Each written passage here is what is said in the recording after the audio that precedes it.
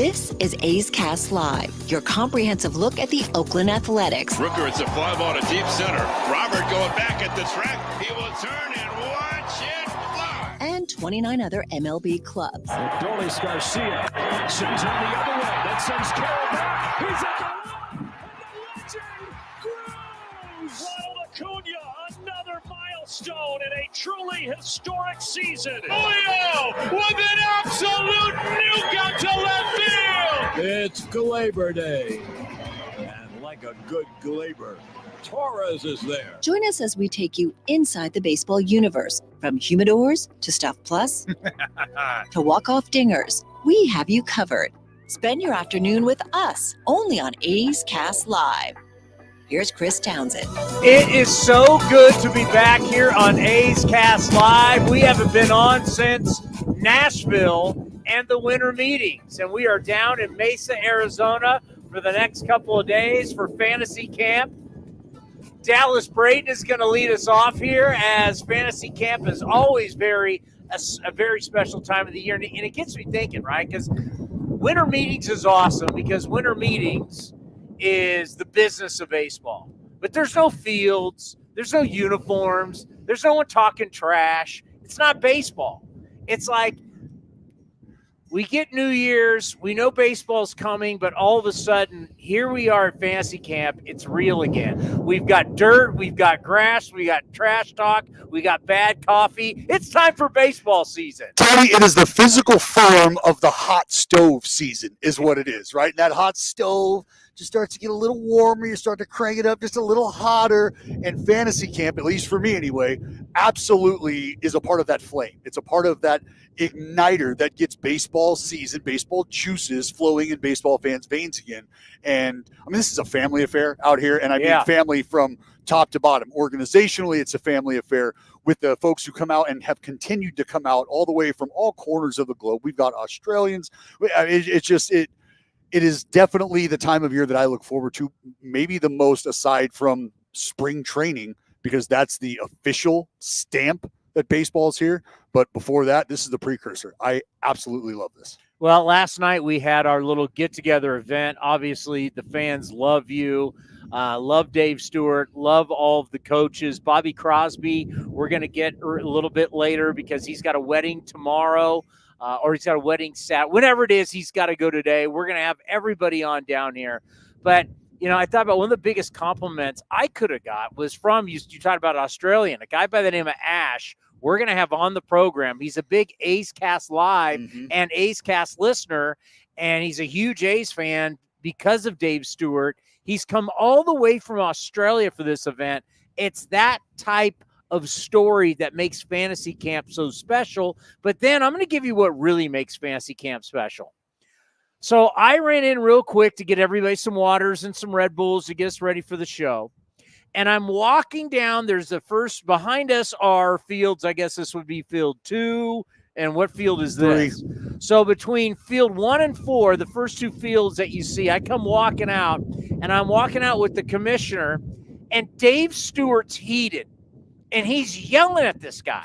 Doesn't say hello to me. Hey, Stu, what's up? Just starts yelling at this. So the first thing you get here at fantasy camp is a teed up, hacked off, whatever you want to say it, Dave Stewart. Games haven't even started and Dave Stewart's angry. And Tony, it was last season. It was last season where my team and Stu's team were about to lock up for the championship, and there were some discrepancies in the rule book, and I found myself standing at home plate, and I got Stu basically staring a hole through my soul as he's telling me that the rules are not right. This is BS. And I'm like, yes, sir. You are. Yep. Yes, you are correct. Someone make him right, make me wrong. Like what? But that's the kind of energy. That's the kind of fun we have as coaches here, because that's the kind of energy that's going on from the players, right? They're so invested in having fun and they want to win. It gets competitive, but the take-home message is having as much fun as we do, knowing that ultimately it doesn't mean a damn thing, and it's the fun that we're having that we're going to remember, and that's what keeps bringing people back. Yeah, we had Stu on in Nashville. He has the suit on. He's got his Nashville Stars dream, trying to make it happen there, getting a team in Major League Baseball, becoming an owner. But you put an A's uniform on him out here, and he's back to being smoke. That's a flip. That's a flip of the switch that I don't know that he could even control, and we get into the bullpen, and this is one of my favorite things about it. Shooty, for so many years, had the great Bert Campaneris here at Fantasy Camp with us, and that was one of Shooty's idols, right? And for him to be able to be at camp with Campy and just hang out with that guy and what that meant to him, what it means to him to have those memories, I feel the same way because I have Dave Stewart in the bullpen with me. I've got Greg Catteray down there in the bullpen with me, just hanging out, talking pitching. So the idea of you walking in and seeing Stu in the uni and the stare and angry, listening to him just absolutely rip somebody's heart out at 9:30 in the morning at Fantasy Camp, like that's what you love about it, man. Yeah, it's real, folks. It is real. By the way, you're the defending champion. Congratulations. I wasn't going to bring it up. You're here to repeat. There's a lot of talk about, how Bill Belichick is no longer the head coach of the Patriots. Nick Saban has stepped down. Guys who have won multiple championships. I mean, when I think of the great leaders in the history of the game, I mean, obviously Dallas Braden, you're a winner. I'm not going to put myself on the Mount Rushmore of fantasy camp managers / championships because really there isn't one. I would be the only face on that, so that's unfair. And I'm glad you brought it up, Townie, to answer your question. Our team's name is Run It Back. Run It Back. It's pretty simple. I think it's self-explanatory. We're champions, and we're just looking to run it back. So that's kind of the vibe we're putting out there as a club, as a squad. Remember when Pat Riley trademarked three-peat? Yes. Oh, you're like the Pat Riley of fantasy camp. This satin right here just reeks of championship sweat. That is an old one too. This is an OG. This is original. I told you. This is the one that you've been slobbering all over. Yeah, this is the OG. I'll even take that cream-colored one. When are you going to hook me up with the starter jacket? I told you, 2024 is our year, baby. Okay, yes. Okay. So, yeah, you're looking for a repeat, and I know, for obviously we're all out here just to have a great time. But for the coaches and the trash talk, it's big for you. Oh, it's top-notch. Yeah. It's top-notch because, again, now you're hanging around guys, and like you said, you put Stu in the uniform, you put Steiny in the uniform, and you get Steiny and Carney together.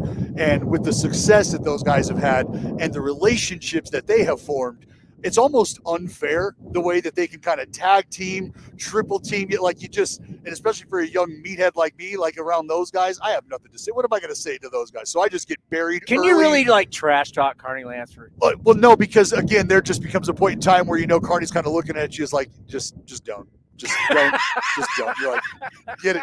Because Carney's the type of guy where if you walk in early in the morning and he's having a certain cereal for breakfast and you're undecided, you're just going to have that cereal because that's just, don't just fall. He's an A's Hall of Famer. He's a batting champion. He's a World Series champion. He's an all-star. Yes. At some point, you can only push the button so much. Right. He's a green and gold god. Let's be real. Like there's no pushing back there. That is great. The relationships, as you said, one of the reasons why we like coming down here, and we always want to promote this, it's you get the sense of family here as people come here with their it's sons, it's daughters, it's parents.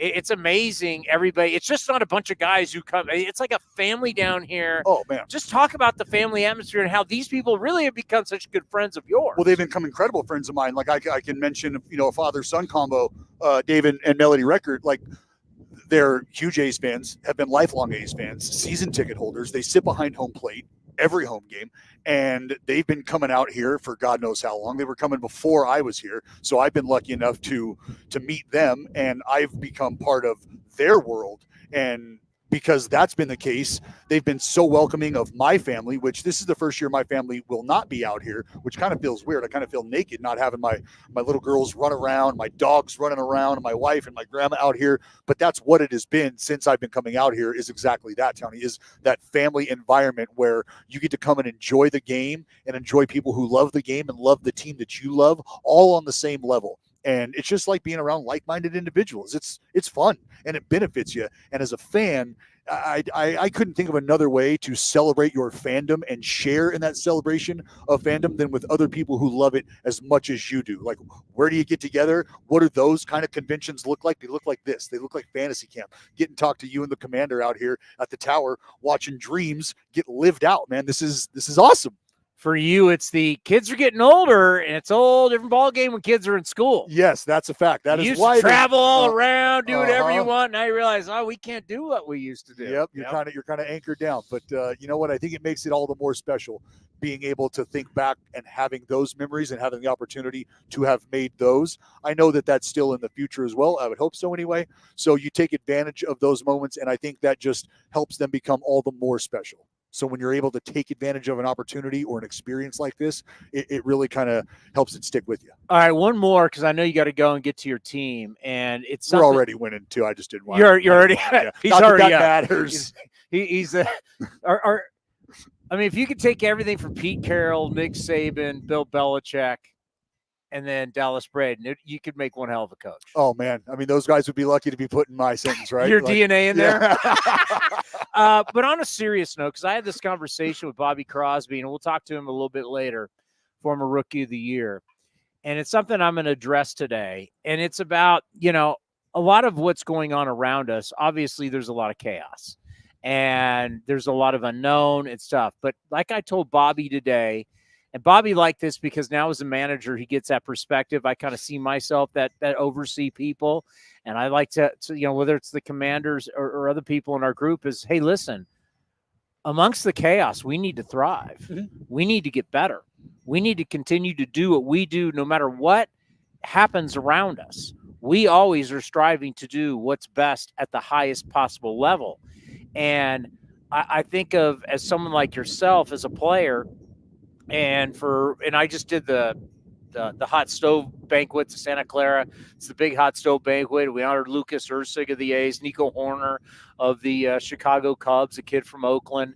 And, it's one thing that I've always thought about, and I talked with a couple of the minor leaguers that were there. Guys want to come to Oakland. Why? Because they're going to get an opportunity. Throughout the chaos, you can get opportunity. And you can talk about that as someone who's been around this. There's a lot of stuff. There's a lot of unknown also going on. But for the players, this is a place you're going to get a chance. A chance of playing the big leagues. You have to wake up with your glass. This is why it's important to wake up with your glass half full. And you can wake up and you have a decision to make. You can be a faucet or you can be a drain, right? You can drain the energy out of a situation, or you can be the faucet that pours the positivity into it. And that's your decision. And nobody else gets to make that decision but you, each and every morning. So with the opportunities that are presented in front of you, it's up to you to filter that in a positive manner. And it's comfortable in the shade, but what do we know about that? Nothing grows there. So this is once in a lifetime sort of territory, right? To be able to focus and put the horse blinders on and just go to work. Because as you said, we're surrounded by incredible people who love what they do and are damn good at it. And it would be insanity for us to not take advantage of people with that kind of work ethic, with that kind of drive, and that kind of passion for the game, for what they do, and for just being great. And we are lucky to be around that. So amongst the chaos, as you have said, is a great opportunity to find the calm, to create the calm yourself. And if you're around people who are pulling on the rope in the same direction, for me, it's almost easy to turn the noise down. I mean, when you think of legendary head coaches, managers, Dallas Braden, go win another one. Go win another chance. And by the way, I mean, the starter jacket's beautiful. Yep. I know you're going to be watching. The original's beautiful. That's right, baby. That's our generation. That's it. I don't think. Do you remember starter jackets? That's it. How big they were? Yeah, because they were really big. Like especially when I was a kid. Because I remember growing up in the 90s, kids love starter jackets. Now they're making their way back, and Dallas is at the forefront of it. My wife has her mother's. So my in-laws were huge 49ers. Candlestick Park the season. old Goldie. mom the red satin female red. starters Okay, 49er jacket sure. my wife still Sure, has. that is crispy. Yeah. That is crispy. I need.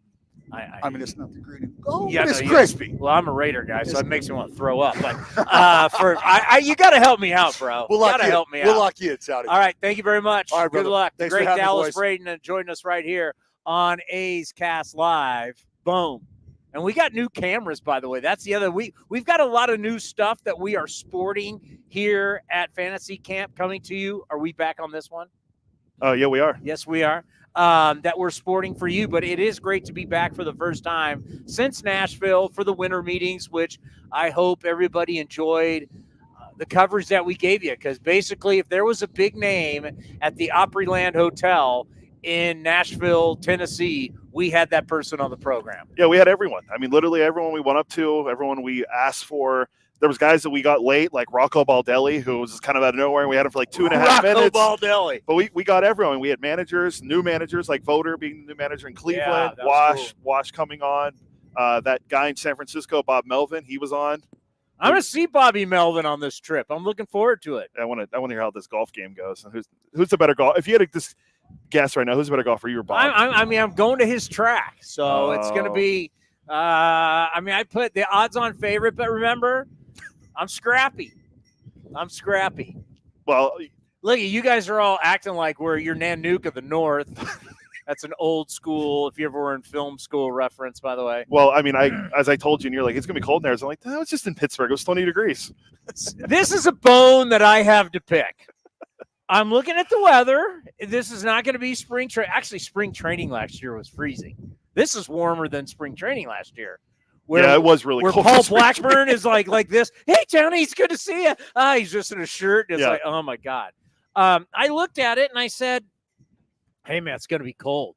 I've been in Pittsburgh. I'm the one out here like this isn't – I mean, I'm used to being outside every day playing golf in wind, and you guys are like wilting in the cold right now. It's soft. The head man here. First, I saw him take out the beanie earlier, and I'm like, all right, it's about. I mean, it's about to get real fast. Dallaire looks like he's going skiing in Tahoe right now. For God's sakes, I did want to start and address this because we didn't do it because when we were in Nashville, got out to the hot start. I mean, we immediately had Eduardo Perez from ESPN. Sunday Night Baseball. Obviously, Eduardo, a player, his father's in the Baseball Hall of Fame.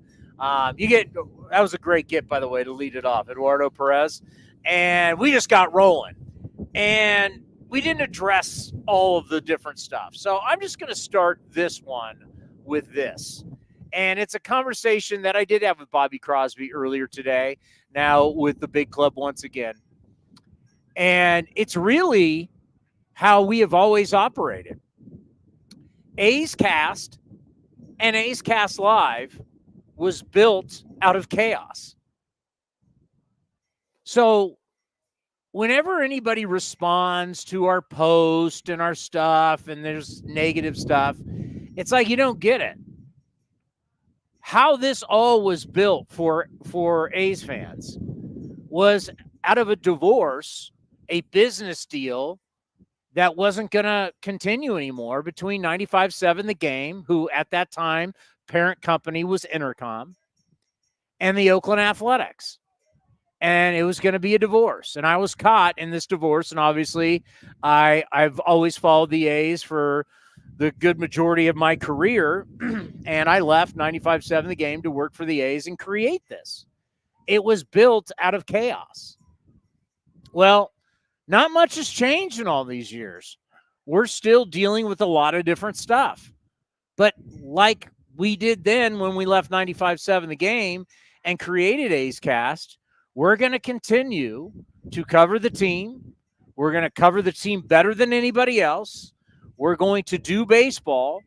And I'm pretty proud of the fact, and I think a lot of people that start to follow and understand realize, wow, you guys cover all of Major League Baseball. We have people on from all of the teams. We have people from inside Major League Baseball. We have people from the commissioner's office. We've had the commissioner on twice. We have everybody in the game on. We can cover the entire game of baseball and the Oakland Athletics. And we're not going to stop that. No matter what is going on around us, no matter what is happening, no matter what decisions are being made, we're not going to stop doing what we do, and that's cover the game of baseball and cover the Oakland Athletics. We are still going to be great, and we're still going to create and do new things that nobody else has done, that nobody else is doing, despite the chaos. We thrive in chaos, and we always will. Maybe there will be a day that we will not have to thrive in chaos, but we've had to thrive in chaos ever since we created this. We created this out of chaos.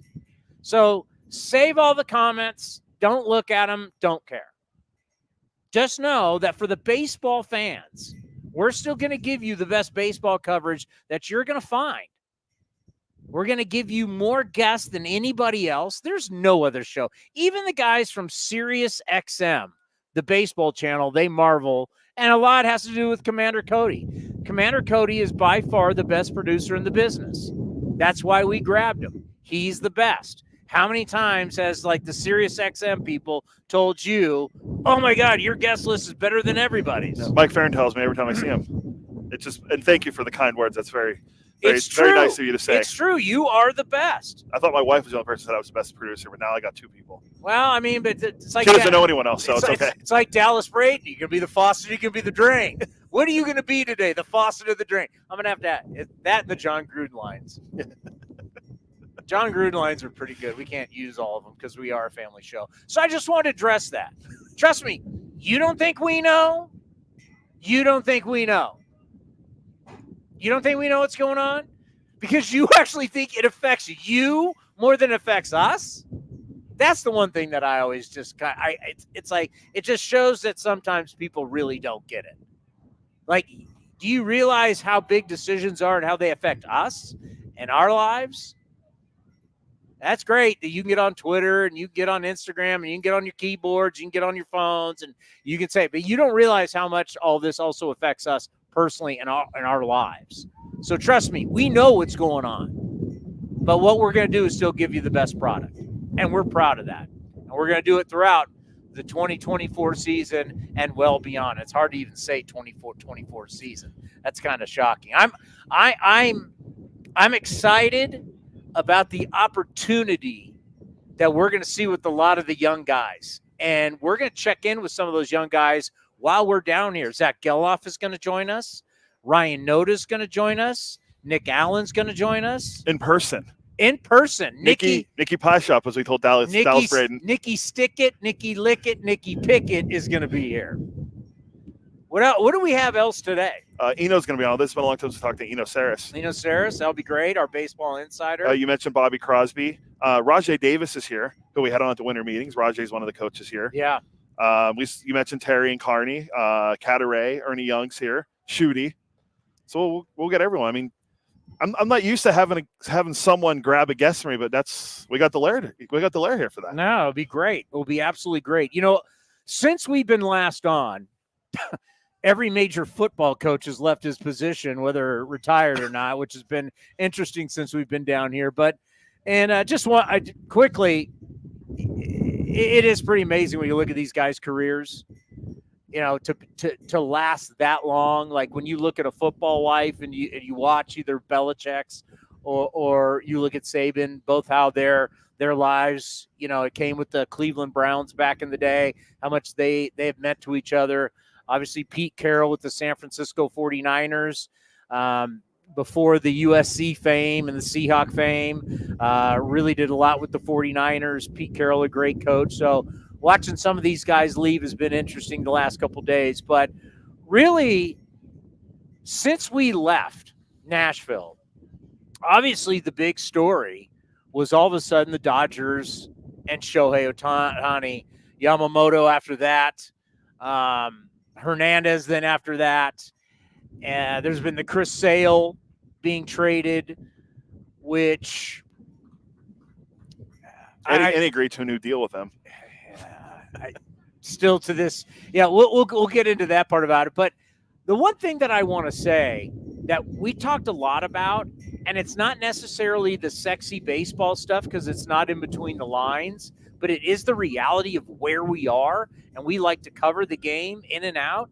And it's it's something that I saw a great piece on it, and it really showed how smart the Dodgers were.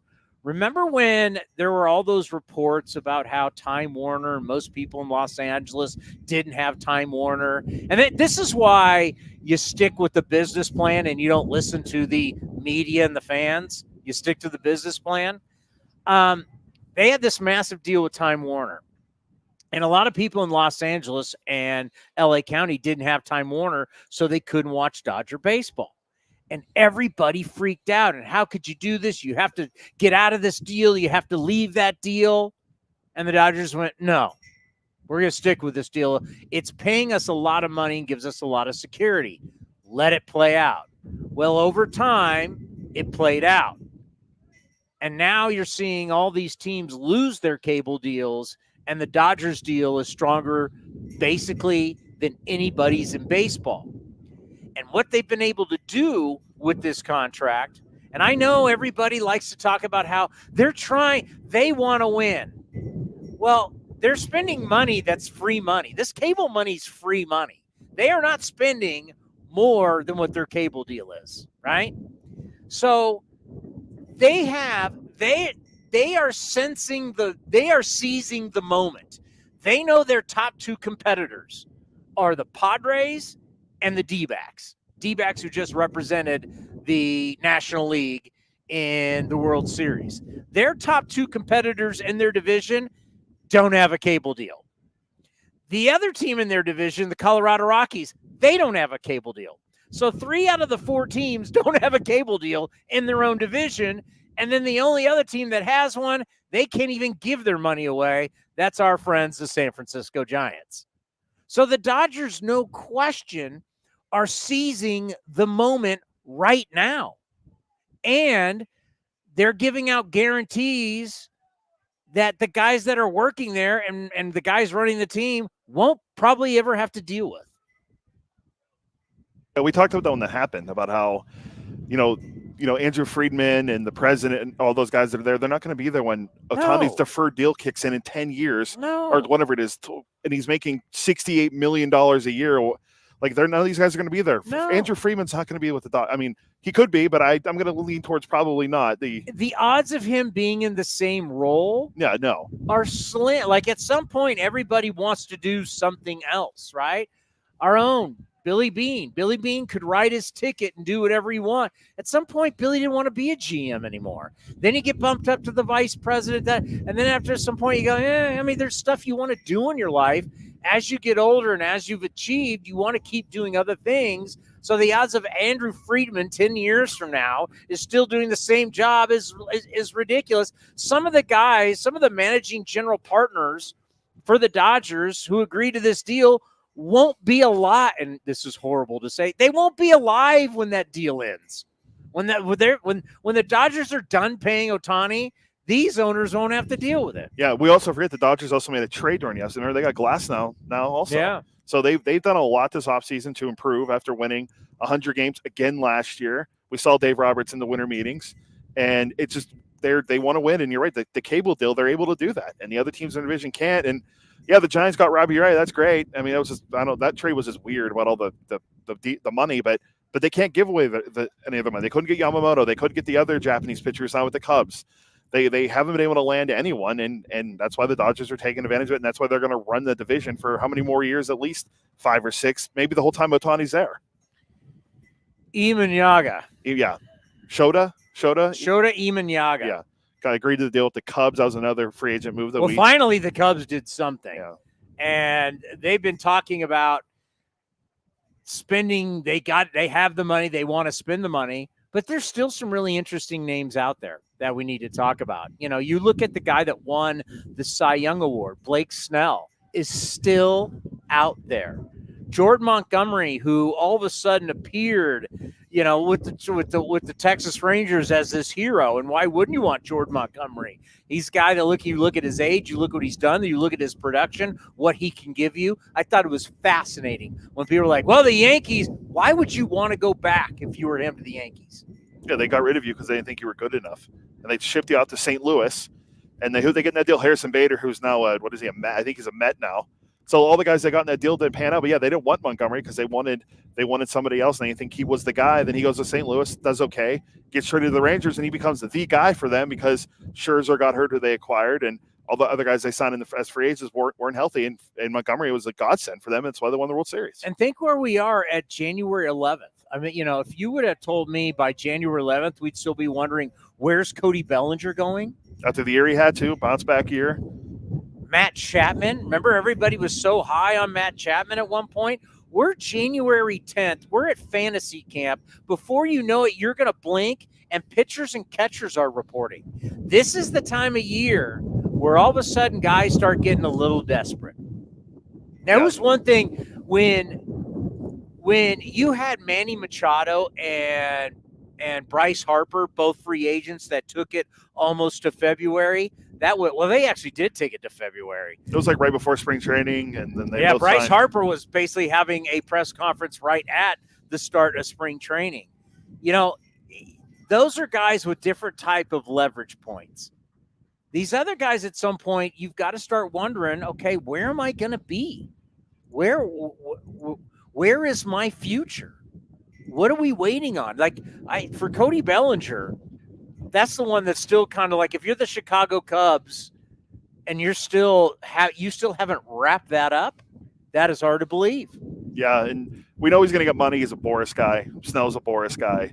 I think Luis Robert just hired Scott Boris, but he's not a free agent for a while. But those two guys, yeah, like Snell winning the Cy, he's won multiple Cy Youngs now, and he still doesn't have a deal. Like, we were talking with Dallas last night, and I was like, where do you think he's going to go? And I think we all kind of agreed on the same place. But then again, the team that we all think is happening, they're not spending any money. They're cutting salary, and the Mariners. So that's where he thinks he's going to go? He's from Seattle, too. So, I mean, that's a big part of it, tie-in for Snell. He said he thinks Seattle. I think Seattle was the number one choice the whole time, just because they got Ray off the book. I mean, all the big deals they had, they got rid of a lot of the guys, except for Julio. Yeah, they're not looking to bring in money. Yeah, no, because they don't have a cable deal right now either. RSN deal or there's something with Root Sports. Yeah, it was explained to me a little bit at the winter meetings about how they're gonna go to a subscription model. So you're gonna have to pay extra. You're gonna have to pay extra to get Mariners baseball this year, which they already know is going to be a disaster because they actually own Root Sports. I mean, the whole thing is a mess. Yeah, we see some teams doing that. Most notably, if you follow along in hockey, the Golden Knights who won the Stanley Cup and the Penguins both have a monthly or yearly subscription model where you can just pay for that instead of paying for your local RSN. You can just do that and pay monthly. I mean, I get it, but yeah, Seattle's in a really tricky spot, and that's why they started dumping some salary and moving guys out, and they're not. I mean, the only guy really making any money for them probably is Julio Rodriguez right now. Yeah, and you look at our own division.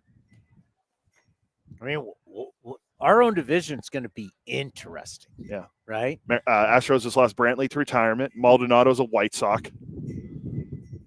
Texas is not really doing anything. Yeah, and, who knows what happens with Scherzer next year because he's coming off surgery. Oh, yeah, you have Scherzer and DeGrom. Yeah. Both not going to be there. Yeah. Right? It's really kind of a wild, it's a wild, wild west kind of thing because Seattle is definitely taking a step back purely because of money. Mm-hmm. You have the Angels are the Angels. They haven't done anything either for Wash. You haven't done anything, and you look at the A's and we're not going to sugarcoat it. We were awful last year, but what if these young players come back and actually give you something? Could be a really interesting year. I'm not calling for anything crazy. I'm just saying, if you start to, because I hear all these other teams going, well, if this works and that works, and then you could have a great rotation. Well, if everybody is in that kind of mode and everybody gets to have that kind of leeway, well, all of a sudden you start thinking about it. Well, what if? Because, some of these ace players, that was the key last year. And we'll talk to Bobby Crosby about that as Dallaire has gone down to get him. That's the thing is, and he's been the one who's been managing so many of these guys and watching them come up. But that was the key of bring them up, give them a taste, give everybody a taste. Look at what, Ryan, when are we getting Ryan Noda? Notice tomorrow. I think he's going to be at 2:30. It's either 2:30 or 3. Look how much Ryan Noda grew as a player by just giving him an opportunity to play every day. by giving Ryan, because at first he wasn't going to get that opportunity. Then he started to earn it. Then he started to walk, and we know how much our front office loves walks. I do too. And we started to realize this Ryan Noda guy can play. But you had to give him the opportunity. You had to give him the at-bats, and the more he played, the better you realized he was defensively. Mm-hmm. And that's the thing. It's like giving these kids opportunities. Well, people are calling me in the post-game show going, oh, my God, our record. At some point you got to let the record go, and you got to say you need to find an extreme amount of young players, as many as you possibly can. And you know what? This year is still that kind of year. You need it's like a stable of horses. You don't need to go out and buy 2 really super expensive older horses. You need to go out and find a group of a ton of horses that are young and hope X amount of them come out and can run in the race. Yeah, sorry, I got a notification. Bobby's on his way up as well. But yeah, last year you got to put the 50 wins and worrying about the wins behind it, because you're looking for the growth of the team and who's going to be part of the future going forward for the A's. And we saw some guys step up and along with Ryan Noda, we saw what Geloff brought. We saw what some of the young starting pitch. JP Sears had a great year. I know we're not going to say he's young because he's 28, but he's still young and experienced. So they saw some building blocks for this year and going forward. So it was a good. Don't worry about the 50 wins. I mean, the team's going to be better. Fangraphs has 73 this year. 73. Oh, my God. 73. If the A's had 73 wins this year, if the A's have 73 wins this year, I'm going to tell you right now, Bobby Crosby, I'm going to give a lot of love to and say he's been a big part of that, because he absolutely has been a big part of that. Before we start talking about fantasy camp, we know how much you love being out here for fantasy camp. It's really our first time to talk to you. Congratulations on the promotion. You're back in the big leagues. Thank you. I appreciate it. I'm looking forward to it. I can't wait. Yeah, I got to think for you, you're meant to be in the big leagues, right? So it's like, so what was it like when you found out that was going to happen? Well, Kots called me. We had a conversation. It went really well. I enjoyed managing. I really did, but I'm happy to be there. I think I can help out, so it'll be good. A lot of people know how I feel because I've said it on the show. I do think you will be a manager in the big leagues. You learned a lot, sticking with the theme of seeing all these legendary coaches step away or break apart from the organization. When we look at, Nick Saban and we look at Pete Carroll, it was yesterday, today, Bill Belichick. When I look at it, someone like your career, all you need to do is you need to go to those guys' Wikipedia pages and you see how they started, right? They were a DB coach here, and then they were a coach. It's a long list of all the different schools and then places in the NFL, and before they ever became a head coach. When I put it into baseball sense, just in how you're growing, how important was it for you to get that opportunity to manage? And now you're going to get to the big league level and you're going to be doing a lot more individual coaching, but just how important was it for you to get that experience? Oh, it's huge. There's things about the game that I learned, the pitching side, calling games, picking over at certain times, just the whole well-rounded game aspect of it, I guess. I came in as an infield guy, and then after 3 years of managing, I feel like I learned a ton. How to deal with players better, how to deal with different personalities and things like that. And now I'm back in the individualistic role. Yeah. But, those 3 years were huge for me. I thought I had a pretty good grasp of the game, the ins and outs, but I learned a lot. It was really good. Yeah. And the one thing that I always like to ask when someone's had that kind of opportunity, because we think is here in sports and we're thinking about how do you make a guy better, but such a huge part of that role of whether you're going to be a manager, you're going to be a head coach, you're really going to be a leader of men. You got to really learn how to deal with humans. You got to learn how to communicate. You got to start understanding that all these guys, that they've got problems away from the field. Just talk about how learning how to manage people beyond, can you pick up a ground ball? Can you hit? Can you throw a strike? You're dealing with human beings, and you have to help them grow as people and deal with the issues they may be having. Correct. I mean, the baseball aspect is a big part. You know, their skills on the field, but their mental aspect is bigger. That's usually the separator from a really good minor leaguer to a really good big leaguer. So finding out, you know, about different guys, what makes them tick, what makes them good, what makes them bad, if they're having a good day, a bad day, and why. Those are things that I think, you know, you can lift a player up and make them a lot better if you know what they're about. So having 27 guys in the clubhouse and learning about every single one of them, you know, could be a challenge at times, but it's something I enjoy. You know, I really enjoyed, you know, picking these guys' brains and finding out, you know, how I can make them better and taking myself out of it on the way I like to coach, but it's more how they like to learn and really dive into them. You know, we were just talking about it right before you came up, when you start looking around our own division, and Texas hasn't done a lot. They've got guys that are going to be counting on later in the year, pitching wise, you know, big time names like DeGrom and Scherzer who have been injured. You know, we have no clue what the Angels are going to look like. The Astros, it's kind of interesting how they're starting to change their roster. Seattle's not spending money. You know, the A's are interesting with a lot of young guys, and you've managed a lot of those young guys who are now getting the taste. Just talk about how really Oakland being the land of opportunity. I'm not saying anything about win totals or challenging for a division. I'm just saying, look out. It could be more interesting than you think in 2024. I think it really will. I think, I think Soderstrom with a fresh start is going to be awesome. I think Butler with a fresh start is going to be awesome. Geloff continue what he's going to do. We have a lot of interesting pieces and a lot of talent that once these guys feel maybe a little bit more comfortable, get their feet wet, it could be really interesting. I think our pitching staff is going to be really good. So, you know, I think we could surprise some people. I think, you know, I know how Kotsay manages. I know how he's respected. I know how he wants things done the right way. And I think these guys are going to feed off it. I think we're going to continue to grow and continue to get better. And I think we'll surprise people. I think it'll be really good.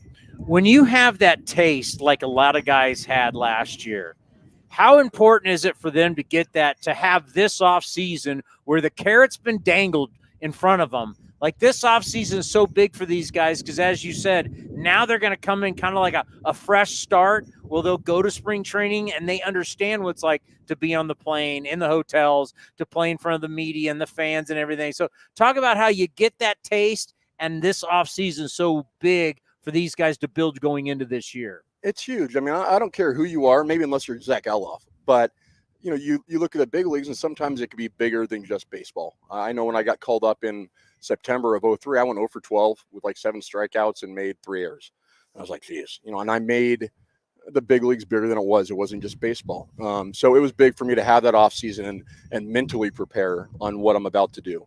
So I think for Tyler and Love and, you know, and numerous guys, for them to have a little taste and now be able to go into the season where their batting average is 0, they don't have any at bats, and they can start building that confidence. And they know they belong there, but you know, a few hits in there, you know, at the beginning would be great to kind of get them on a roll and get started. And I know both of those guys, when I'm talking about Law and Soderstrom, you know, they're guys that are going to build. As soon as they start hitting, they could do something pretty special. So I think it's really big that they got that little piece last year, and they can come to this year with a little bit more confidence. Soderstrom's so young. He's so young and so good. And I've been asked that a lot here. You know, oh, what do you think of Tyler? She can go, he's 20, he's 21. I mean, the guy has raked his entire life. Yeah. He raked all the way up through the minor leagues. And the big league sometimes can be like a little whoa factor. You know, it could be like, and take a step back, and these pitchers are good and they're going to find a way.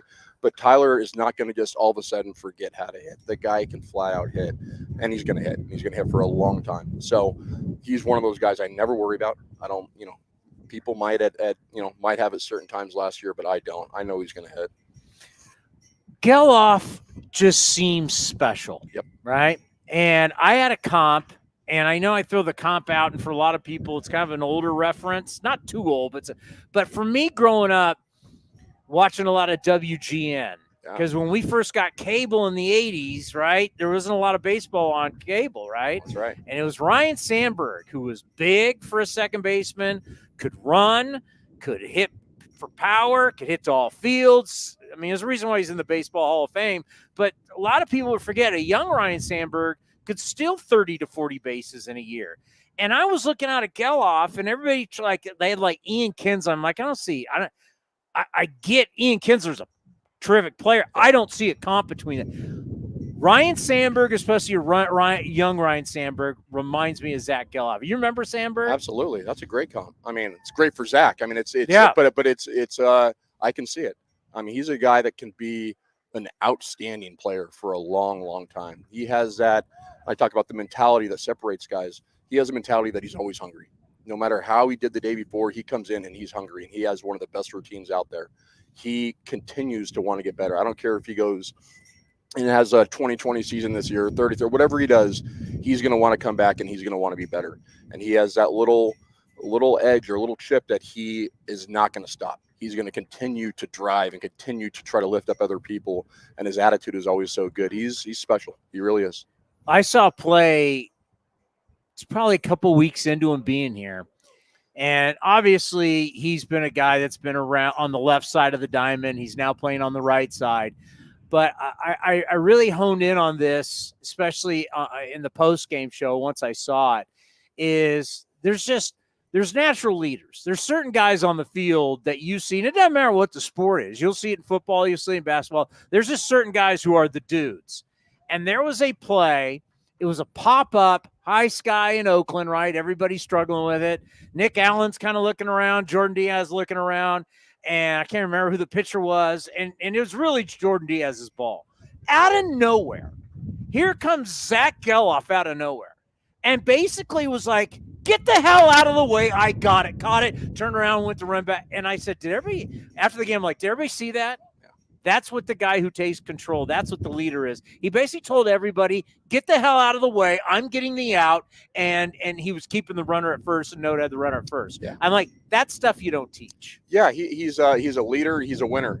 And he's fearless. He is not scared. As you saw, he gets up to the big leagues. And for him, he's one of those rare guys who just goes, oh, it's baseball. I'm good at baseball. I can do this. And I know when he came to that clubhouse, and there was a few other guys and he was the leader. I mean, he came in and guys gravitate to Zach. They really do. They follow his lead because of the way he goes about his business, the way he prepares, and the way he plays the game. He plays it hard. He plays it confident. And guys want to be around Zach. Guys gravitate to him. So he's a born leader, and he's only going to get better. And I think he has a desire to make everybody else around him better. If he sees somebody struggling with something, he has no problem going up to him and talking to him and saying, hey, I do this. How about this? How about this? He's a confident kid. Butler, we love. Yeah. I mean, obviously, so do I. He said he says he still watches the show. So, what up, Law? If Law's watching, Law's the man. Yeah. Just love what he brings to the yard. Yeah. Love the and he struggled a little bit offensively. Yeah. How do you view him long term? He's similar in a Soderstrom thing where he has that ability in a big situation to be calm, confident, and come up big. The confidence is he's not short on it. I think he got to the big leagues and he is having that little period, or he had that period where, big league pitchers are really good. But when the lights come on, Law is ready. Law likes the attention. He likes the pressure situation. He's not scared of it.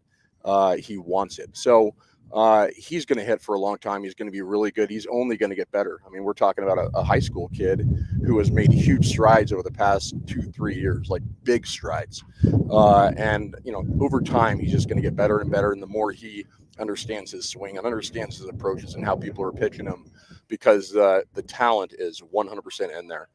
He's an uber athlete with great baseball skills. Yeah, down there working with Marquise Grissom. You like to hear that. Yeah. And the thing that I thought about with him was like, man, I love him in center. Yeah. I know everyone's like, he's going to be a right fielder. A right fielder. I mean, A's need a center fielder, a guy who can legitimately play center field. I don't know if it's going to be J.J. Bleday or if it's going to be Law, but what do you think about Law in center? He can do it. He can play in all spots. I mean, if you look at his body, you might say he's a big kid. Maybe he's more of a left or right fielder, but he can move. And he's got good baseball instincts. And, we were playing at the same time you guys were last year. So I didn't get to see his jumps and routes as much as I'd like to, but I've dove into it a little bit this offseason, and there are things that, right off the bat where he could be a hair more aggressive, I believe. And it's going to be, he's only going to get better as time goes on, but he can be a center fielder. There's no doubt about it. He has the speed, he has the instincts, and the more reps he's got or he gets, he's only going to get better and better. All right. Somebody we were almost going to have on the program. It just didn't work out, but we will, because I played with his agent, is Denzel Clark. Yeah.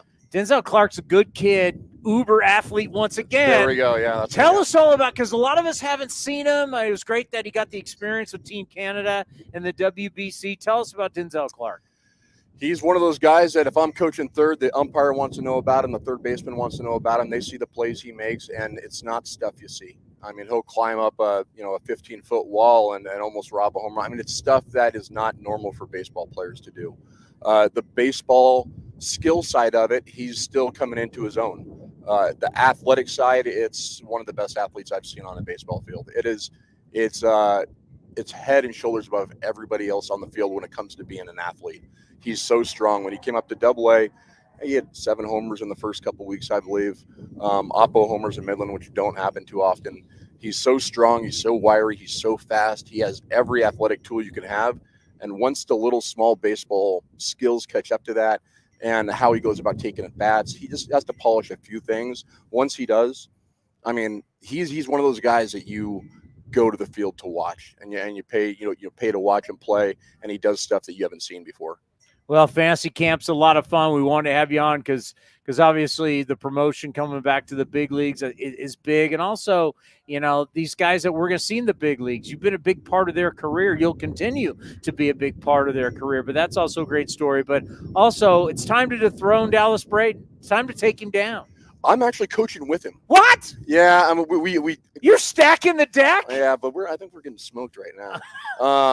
We last year they split us up. The past years before that, we always coached together, but they split us up last year, and he beat us in the championship game, which was tough. But yeah, I think we're getting crushed right now. But. Yeah, just quickly, just the friendships, it's you can't say it enough. What you guys have been able to build with these fans here at Fantasy Camp, something really special. Yeah, it's awesome. I mean, they love coming. We love watching them play. We love giving them a hard time. Everybody knows Dallas. He's the perfect guy to come out here and give people a hard time. And I enjoy it. I enjoy teaching them. I enjoy talking to them. They have so many questions and want to know about how things are in the minor leagues and the big leagues, and we're very open and honest with them, and they get an experience for a week that is pretty cool. I mean, they get to be big leaguers for a week, and for me, it's amazing too. I get to be around. I grew up an A's fan, so to be around Steiny and Stewie and Carney, like being around these guys for me is just as cool as the campers here. So it's a good time. I'll tell you what, we're going to really look forward to having you on A's Cast Live a lot this year. I can't wait. It's going to be a lot of fun, and I know it's going to definitely help out the coaching staff. It's going to be big. Yeah. Good to see you. You too, Tommy. Be well. Good luck with Dallas, and as he's trying to repeat. Yeah, nobody wants him to win, and it's like I mean, I'm kind of lumped in with him. I'm not as loud and as brash as he is, but he's pretty loud, and everybody knows that he won it last year, and yeah, no one's rooting for us. Next time we'll see you, spring training. Yeah, I can't wait. I'm excited. All right, coming up next, we got more right here on A's Cast Live.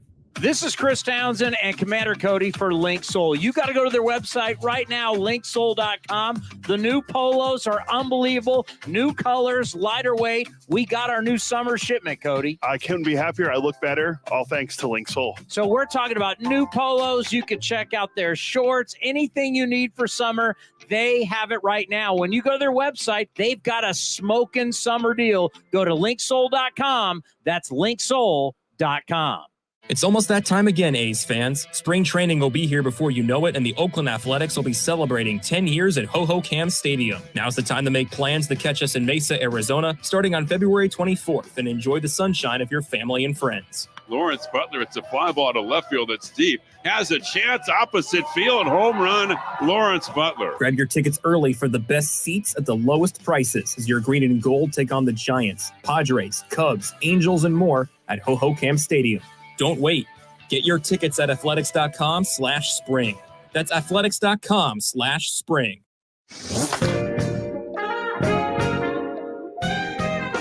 Former Rockies GM and MLB Network analyst Dan O'Dowd joined A's Cast live for the winter meetings in Nashville and commended David Forst on the job he's done with the A's. I mean, I've gone through some major rebuilding jobs, but there was always light at the end of the tunnel. I mean, the thing that always blew me away by the job that Billy and David had done for so many years is knowing that the stadium issue had this dark cloud hanging over their head. And they, there's so many ups and downs emotionally attached to that. Like in Cleveland, to give you an example, when we went through that massive rebuild in the 90s, we knew that Jacobs Field was coming in 1994. So the pain of all those losses in 89, 90, 91, 92, 93, but we saw light at the end of the tunnel and we could see the talent we were collecting. I can't imagine what it'd be like showing up every single day with that pressure on you, but no light at the end of the tunnel.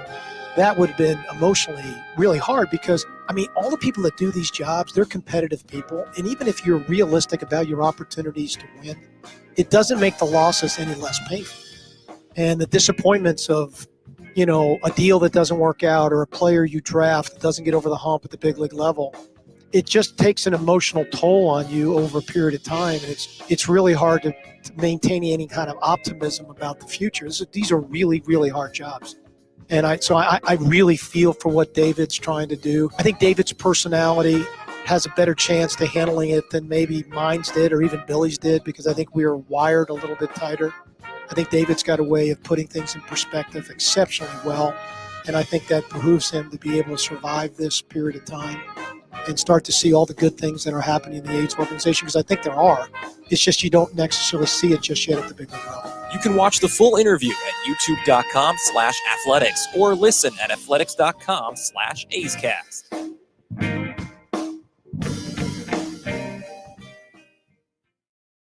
Hey, it's Eno Sarris, your friendly neighborhood baseball scribe. There are two things I love, baseball and beer. When I'm not busy around the ballpark, you'll likely catch me back with a cold one at any of Fieldwork Brewing's 8 locations sprinkled across the Bay Area. Fieldwork's got a rotating lineup of over 20 beers on tap that's as diverse as any 26-man roster. They got everything from super juicy, hazy IPAs to crisp pilsners and tropical sours that make your taste buds do the wave. Whether you're all about that draft life or prefer to grab some cans to go, Fieldwork's got your bases covered. Check them out at fieldworkbrewing.com to learn more. That's fieldworkbrewing.com. Thanks to the Xfinity 10G network, my little brother's friends won't leave our house. When I was their age, internet with basically no interruptions was a pipe dream. You sound like my grandpa.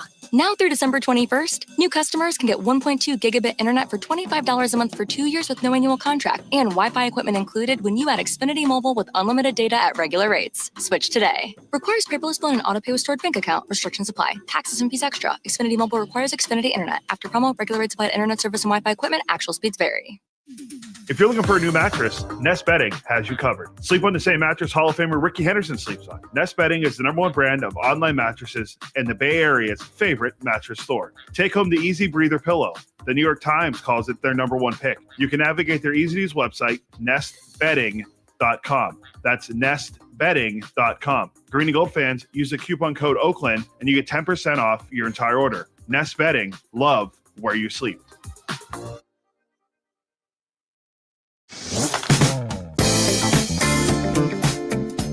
Former Rookie of the Year and A's first base coach Bobby Crosby joined A's Cast Live to talk about his growth as a manager at Midland. I wouldn't say there's a lot except for just learning the game more. I mean, there's always different personalities that you're going to get.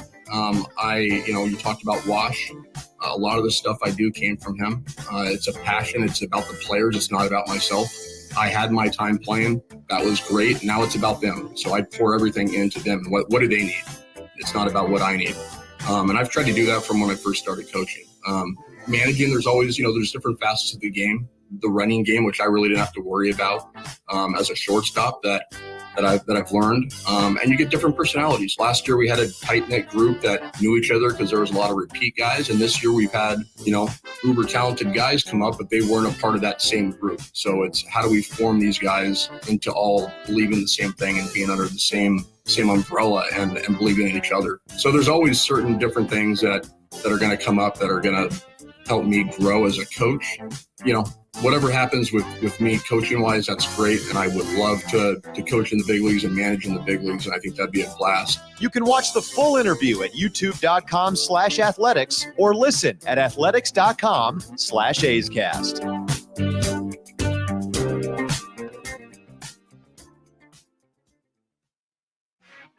This is Chris Townsend, and if you're looking for a great place to eat and watch games, go see my friends at the Chicken Pie Shop at Walnut Creek. The Chicken Pie Shop is one of the hottest restaurants in Walnut Creek. You're not going to find a better menu, and come try their world-famous chicken pie that has been served in Southern California for 86 years. Spacious indoor and outdoor dining, perfect for your next private party or corporate event. Don't forget free parking. For more information, go to chickenpieshopwc.com. That's chickenpieshopwc.com.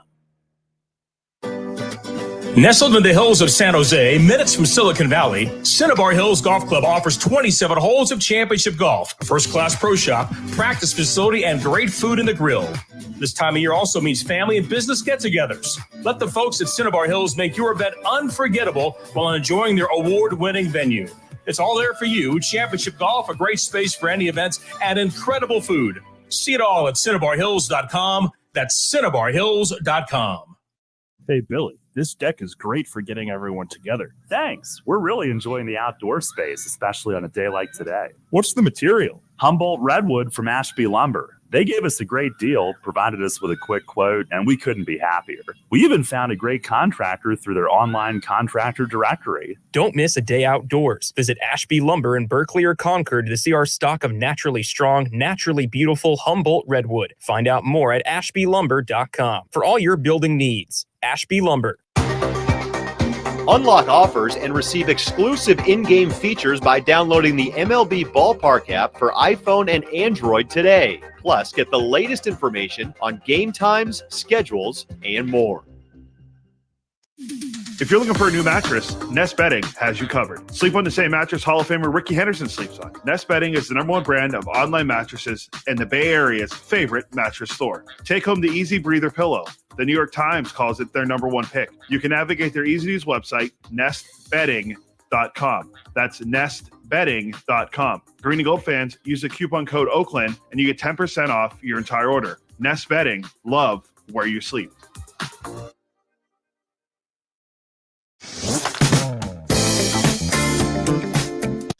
Streaming from the town, A's Cast Live continues with Chris Townsend. By the way, I'm busting out the new jacket for the first time. It looks nice. That's the Scott Emerson. Emo's always wearing that jacket. Yeah. I realized I had them in my jacket and they never took the tags off. You know how much A's stuff I got that I've never taken the tags off? I saw it sitting here and I was like, did you just buy that right now? No, I just never took the tags. I don't even know what year it is. Is it from last year or 2 years ago? I think, actually, the more I think about it, I think you got that last year at spring training because remember, we were worried about how cold it was at spring training. Yes. Maybe that's when I got it, and I just didn't wear it during the season. I thought it'd be a good time to bust it out. Some new A's gear. How's the colors looking on the new camera? It's looking better. Everyone I've talked to, everyone says they love how it looks. They said they enjoyed the Bobby Crosby interview. You did a good job asking about all the guys that are on the team now and Denzel Clark. And well, that's where Bobby is going to be so huge for Mark Kotsay is the fact that, you know, he knows how all these guys are, right? He knows what makes them tick. And that is such a big thing to be able to, you know, have that kind of resource with these young players because he's developed such a great relationship with these young players. And Carney Lansford knows all about coaching and the communication, and that's, you know, what's going to be big. He's an absolute A's legend, and he's joining us once again here on A's Cast Live. And we just had Bobby Crosby, and we talked about how big it's going to be for Mark Kotsay that Bobby's now going to be on the staff because Bobby's managed all these guys recently in AAA. That's a huge. AA. That's a huge advantage to have somebody that's already been working with those guys, know what they can do, what they can't do. You know what I mean? So it's great for the A's organization to have him at first base now. Yeah, because how many times as a hitting coach you'd get a guy fresh? You know nothing about him. You don't know what makes him tick or whatever. Isn't it nice to have like a coach you can say, hey, what makes this guy? What motivates this guy? How do you get him going? Yeah, absolutely. Anytime you have an advantage like that, it'll be nice for him to be able to use that. Because obviously Bobby knows those guys. Like you said, he coached them. He knows what they can do, what they're best at or whatever. So that's a huge advantage. Now, I heard it yesterday. of course, we were there, but yesterday I heard it for the first time in just a, like, the more casual setting when they go, Oakland A's Hall of Famer. Yeah. And then the crowd just, erupts last night. And I was thinking to myself, God, that's got to feel good. What does that feel like now? Oakland A's Hall of Fame. You're in there's only 30 teams, Right. and you're in one of those teams' Hall of Fame. Yeah, that's I'm still shocked, actually. But last year when we had the ceremony, to be included in that mix with those guys that are already in there, the Rudies and Campaneris's and all the guys that I watched growing up. And Because that's what's different about you. Yeah, You grew up in the Bay Area. You Right. saw those teams. I used to go to the Coliseum and watch these guys play. And I actually got a chance to play with Joe, Rudy, and Campy. And so, it was just to be included in that group is just amazing to me. So it's an honor. It's nice. And I'm looking forward to the guys that are going in this coming year. Yeah, and when you think about it, I mean, you'll be there forever. You'll be always, Exactly. when you think about that, you'll be there forever, and you should be. The greatness that you were part of, and really being the captain of those tremendous teams. It's definitely special, and that's why I always think for you too, always a little bit special, because you are a guy that grew up down in the South Yeah. Bay, and you grew up a huge A's fan. Right. So like you said, it's a huge honor, and really, that's the first thing you think about. What you mentioned there is like, it's forever. You're in that Oakland A's Hall of Fame forever. They can't take it. Nobody can take it away from Yeah. you. So just to be included in that group and be one of the best all-time A's players, basically, is what they're saying. So to be included in that, it's just amazing to me.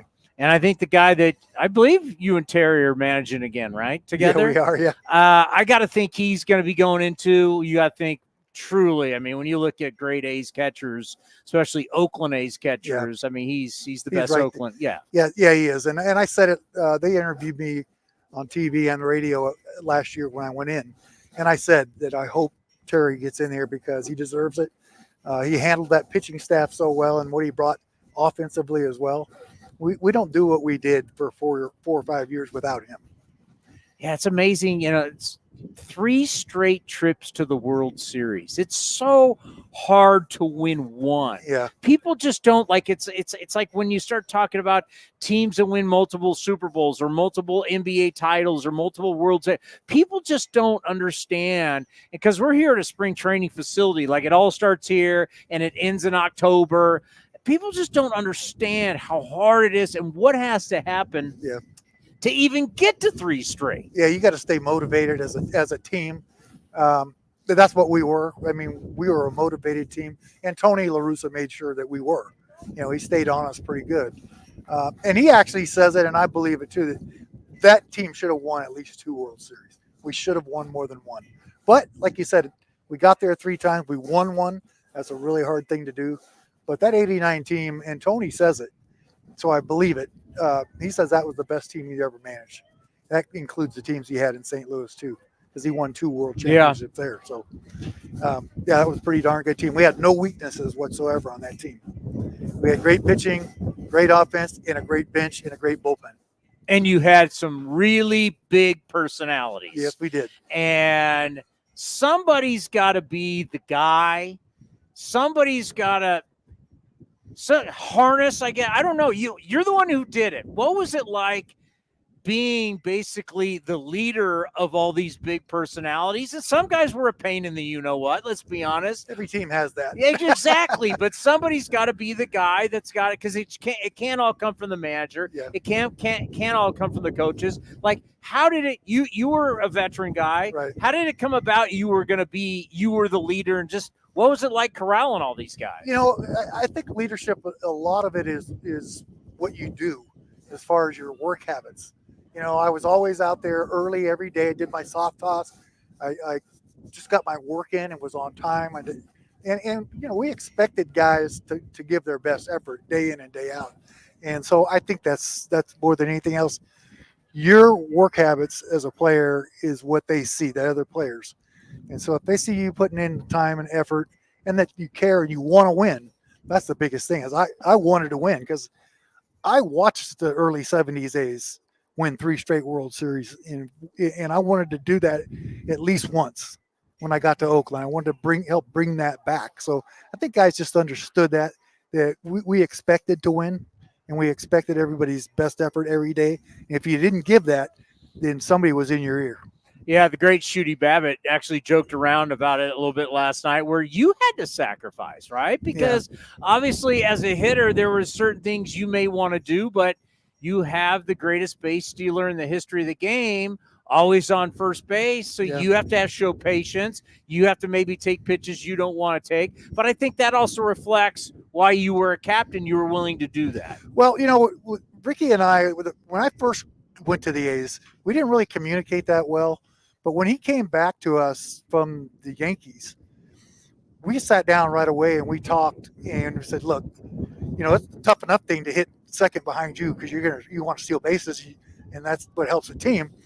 So we actually came up with a sign when he's on first base, like he'd pick the edge of his pants if he was going to run, because I didn't want to take a strike if he's not going to run. Yeah. But if you know you're going to go that pitch, give me a sign, pick the pant, your pant leg or whatever, and I'll take that pitch for you. And I told him, I said, you know, there's some pitchers that I can give 2 strikes to and still feel confident hitting. But there's some pitchers out there where I need 3 swings to have a chance. And he's like, don't worry about it. I'll get it myself. If you know, just tell me who it is. So before games, I'd say, hey, I can give you 2 on this guy, or this guy, I'll give you a strike. Or, you know, sometimes like, hey, I can't give you anything today. I'm battling for my at bat. So once we got that sign down, everything was so much better.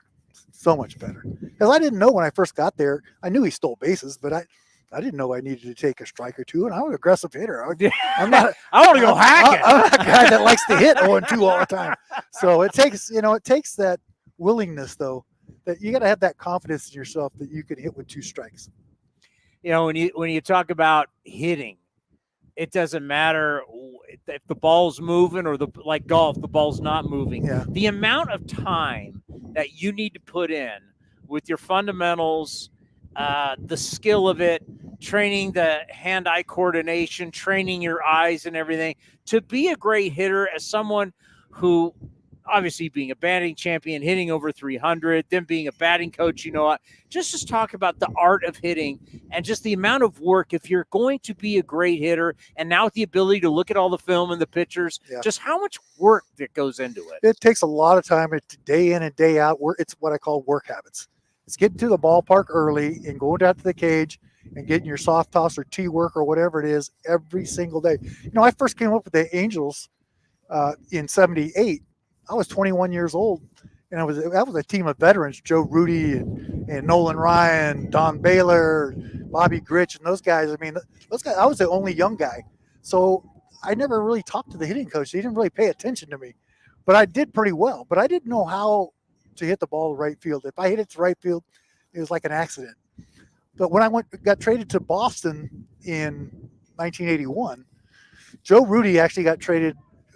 Next trade after me, he went to Boston too, and we got in spring training. And he says, "Hey, you got to grab me by the shirt." He said, "I want you to come talk to this guy over here." His name was Walt Riniak. Yeah, and he was a disciple of Charlie Lau. Yeah, who was a very famous hitting coach. And so Walt, from day one, just kind of asked me a few questions about my hitting style, this and that, and then he taught me every day in the cage how to stay back and drive the ball the other way. So from that time, I went from 1980 with the Angels, I think I hit 262 or something like that. Well, the first year with him, working with him day in and day out, I won a batting title, 336. And from then on out, I just stayed with what he taught me every day. Which is strange, though, in Boston, because you're thinking right-handed, you want to be ripping them off the monster all day long. You know what? I used to watch teams come in, and I would literally laugh at some of their swings because they're trying to hit the ball of the monster. Instead of using the whole field like you normally would, they would change how they tried to play. And then a lot of guys were not successful doing that. I just kind of laughed like they don't know. They don't know they need to stay disciplined and try to hit the ball back up the middle or the right field and just pull the ball. You know, when you react on the ball's end, you're supposed to, then you pull that ball. But I see guys being pitched on the outside part of the plate trying to hook the ball over that wall. So we actually used that against them. Well, that was the first time I ever went to Fenway Park. You step on the field, it looks like it's just right there. Yeah. It's just like right there. And you think, I can hit that so easy. It's unbelievable. You know what? Tom Bergmeyer was a left-handed reliever for us in Boston, and then he came to the A's the year before I did. And he used to have a saying in Boston about, he would say, the ball giveth and the wall taketh away. Because literally, if you drove a ball that would normally be a home run to left center field, it would hit off the top of the wall. So you end up with a double instead of a home run. Yeah. And that happened to me. He used to say that. And it happened once or twice to me. I'm like, yeah, you're right. It does. It gives, if you're able to pull the ball, it gives you home runs, but it takes home runs away too. So for a lot of the young hitters that will end up watching this, like at this time of the year, we get past Christmas, we get past New Year's, you start thinking about your season coming up. Actually, the college season is just about to start. But like at what point for you was it, you be some soft toss, work on the tee? What point did you really start, I want to start seeing some live pitching? What was it like for you, and what would you recommend? After the 80 season, my wife and I, we got traded to Boston, and we moved up to Northeastern Oregon. Joe Rudy got us up there, and the winter there's a lot of snow, so it's it's not. You have to go to a gym and throw and hit in a gym. So, I think after the season was over, every year you get like a month to heal up and whatever. Just don't even think about baseball. But then after that, then you start getting back into hitting off the tee and soft tossing and stuff like that. So it's pretty much, November, you start doing that again and getting ready for spring training. So, all right. So this is the year you got to knock Dallas Braden off. Obviously last year was very uncomfortable, having to listen to him for a lot of people.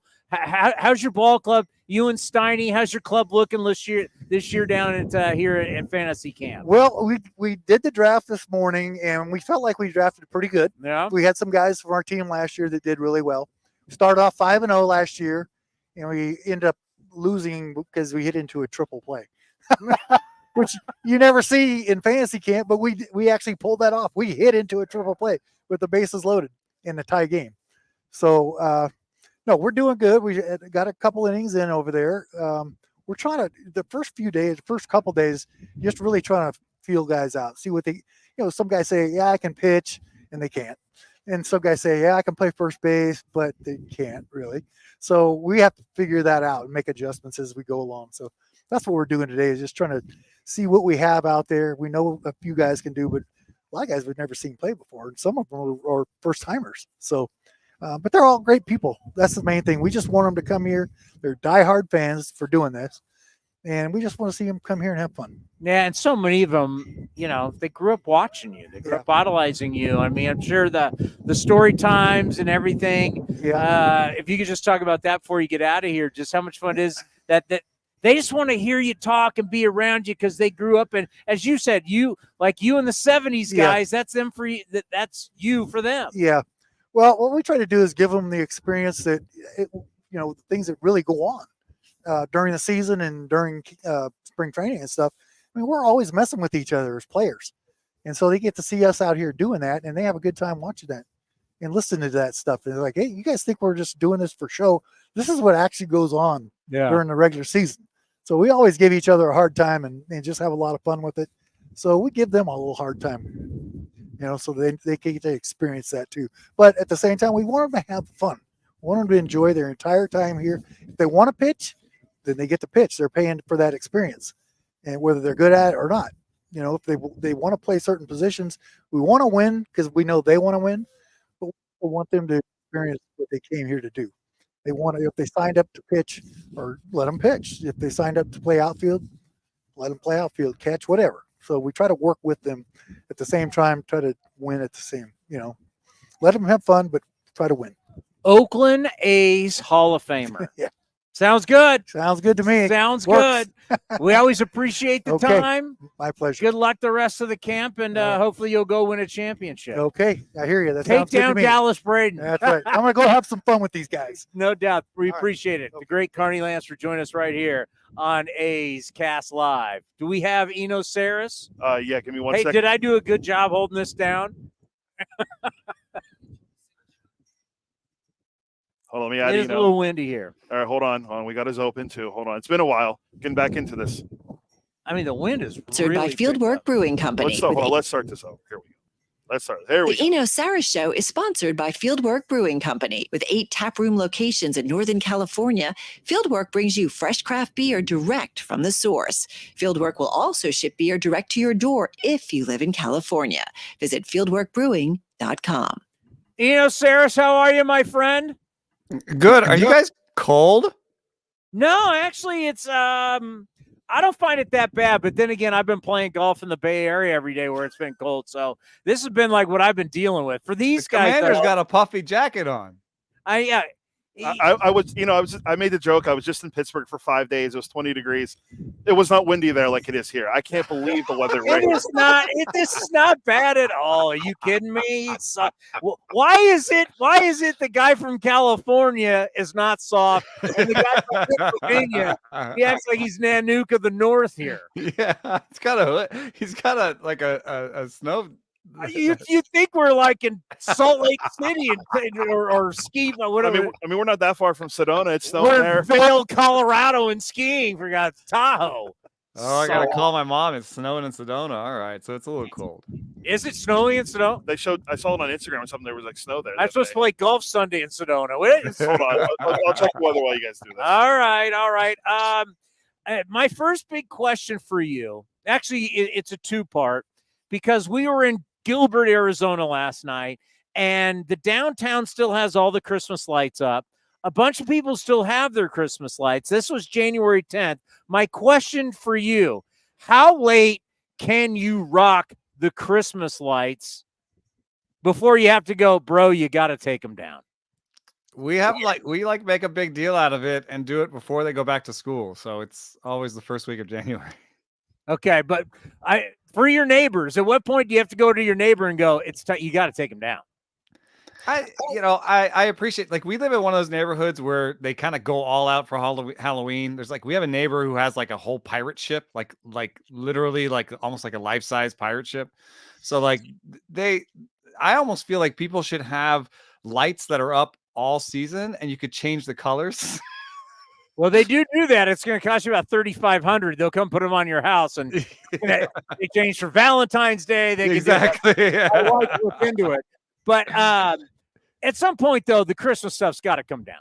I mean, I think we're approaching it, because Christmas is such a, you blast open the presents. I got these young kids, it's such an orgy of capitalism. And then I kind of want to, I'm the dad who's already cleaning up as they're taking apart the presents. Oh yeah. You're that guy. All right. The number two is, I'm cool. They should be down by now, I think. When do you stop saying Happy New Year? Oh man. Yeah. Because I could have said Happy New Year, but it's January 11th. Yeah.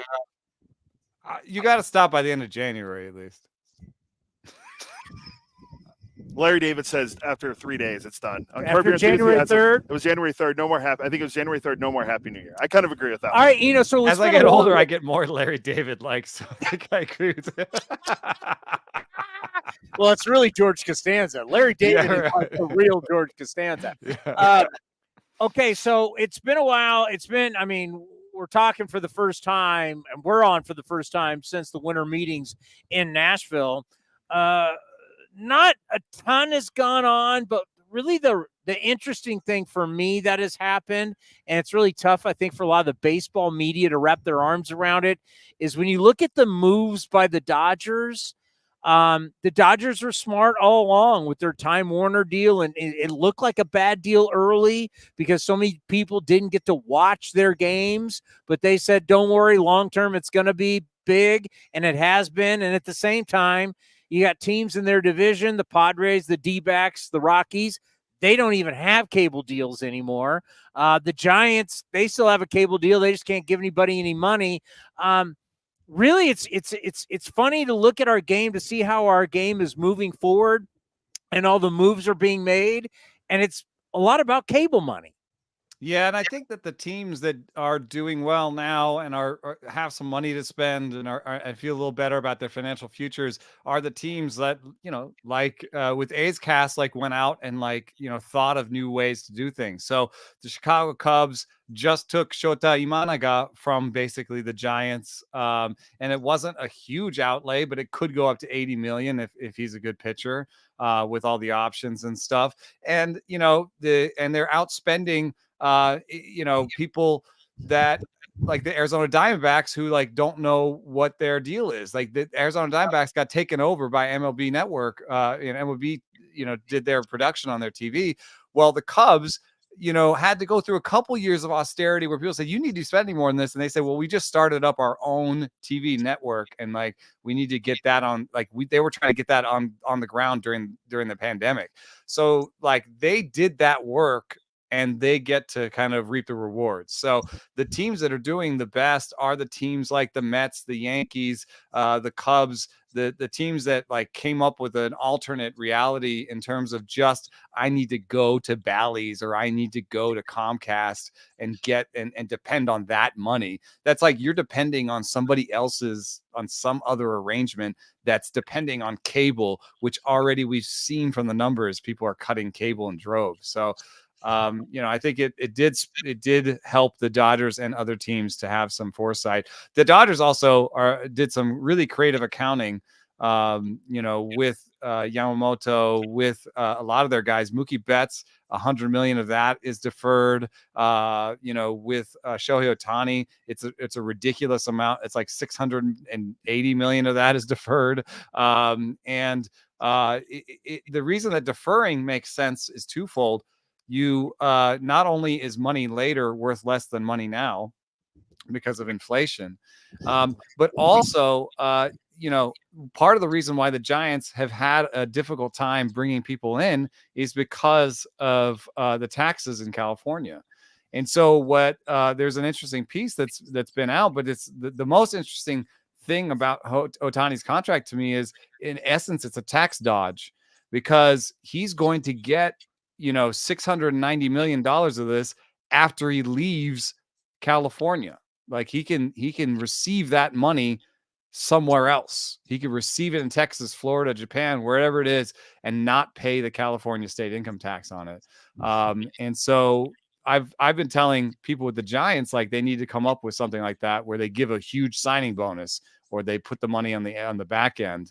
And the Dodgers just went out and had a little bit of ingenuity when it came to the type of contract they get. That's interesting. I'm gonna have to talk to my tax guy about that. You're not going to dodge all of it now, because I don't know. A lot of people don't know this. California won this in Supreme Court. They can tax anybody anywhere in the world. Yeah. California can literally go to, like, you leave California, you're still going to get bills from them. Now, it depends, like, there's a lot of tax loopholes and stuff like that, but California won the right in court to be able to tax you anywhere in the world if they've deemed you've profited off the state. It's crazy. So I bet you I bet you this becomes a deal. This deal in particular, a money deal, becomes something they fight over. Yes, because you're paying almost, if you are in that tax bracket in California, your state taxes is almost 14%. And I've been trying to say it, and people, they're rich. I'm like, baseball fans who are not rich don't understand that guys don't want to be taxed that much playing games in California, and guys will go play somewhere else if the money is apples to apples. People used to think, well, it's the Bay Area. Why wouldn't you want to live here? Well, I'll go live in Arlington, Texas and make millions more because I'm not getting taxed the same. I think that's a big thing that's underlying. They're like, oh, San Francisco, people want to live in San Francisco. I'm like, no, it's an expensive city like any other. It has its ups and downs like any other. I think a lot of it's taxes, man. If you're going to get two of the same deals, and one's going to be in Texas, one's going to be in Florida, you're going to take that other deal. So, I think that's a big part of it. And, but the precedent is you get paid, you get a game check, right? Like you get a weekly check, that's how you get paid. And the taxes it's really complicated for a player. You get taxed based on where you played that week. So every baseball player does pay some taxes to California because Yeah. Anytime they're in California and they get a game check, like, some of that goes to California. Yeah, what you have to think about is if you're a San Francisco Giant, right? Let's say you're a Giant. You're going to play games in LA. You're going to play games in San Diego. You're going to play games in Oakland. You're going to play games in It's Anaheim. not just 81. It's like yeah, almost 100. all the other games you play. I mean, especially if you're in the NL West, you've got if you're a team in the NL, if you play in the NL West, you're going to play two other teams constantly in California. So it has a lot to do with it.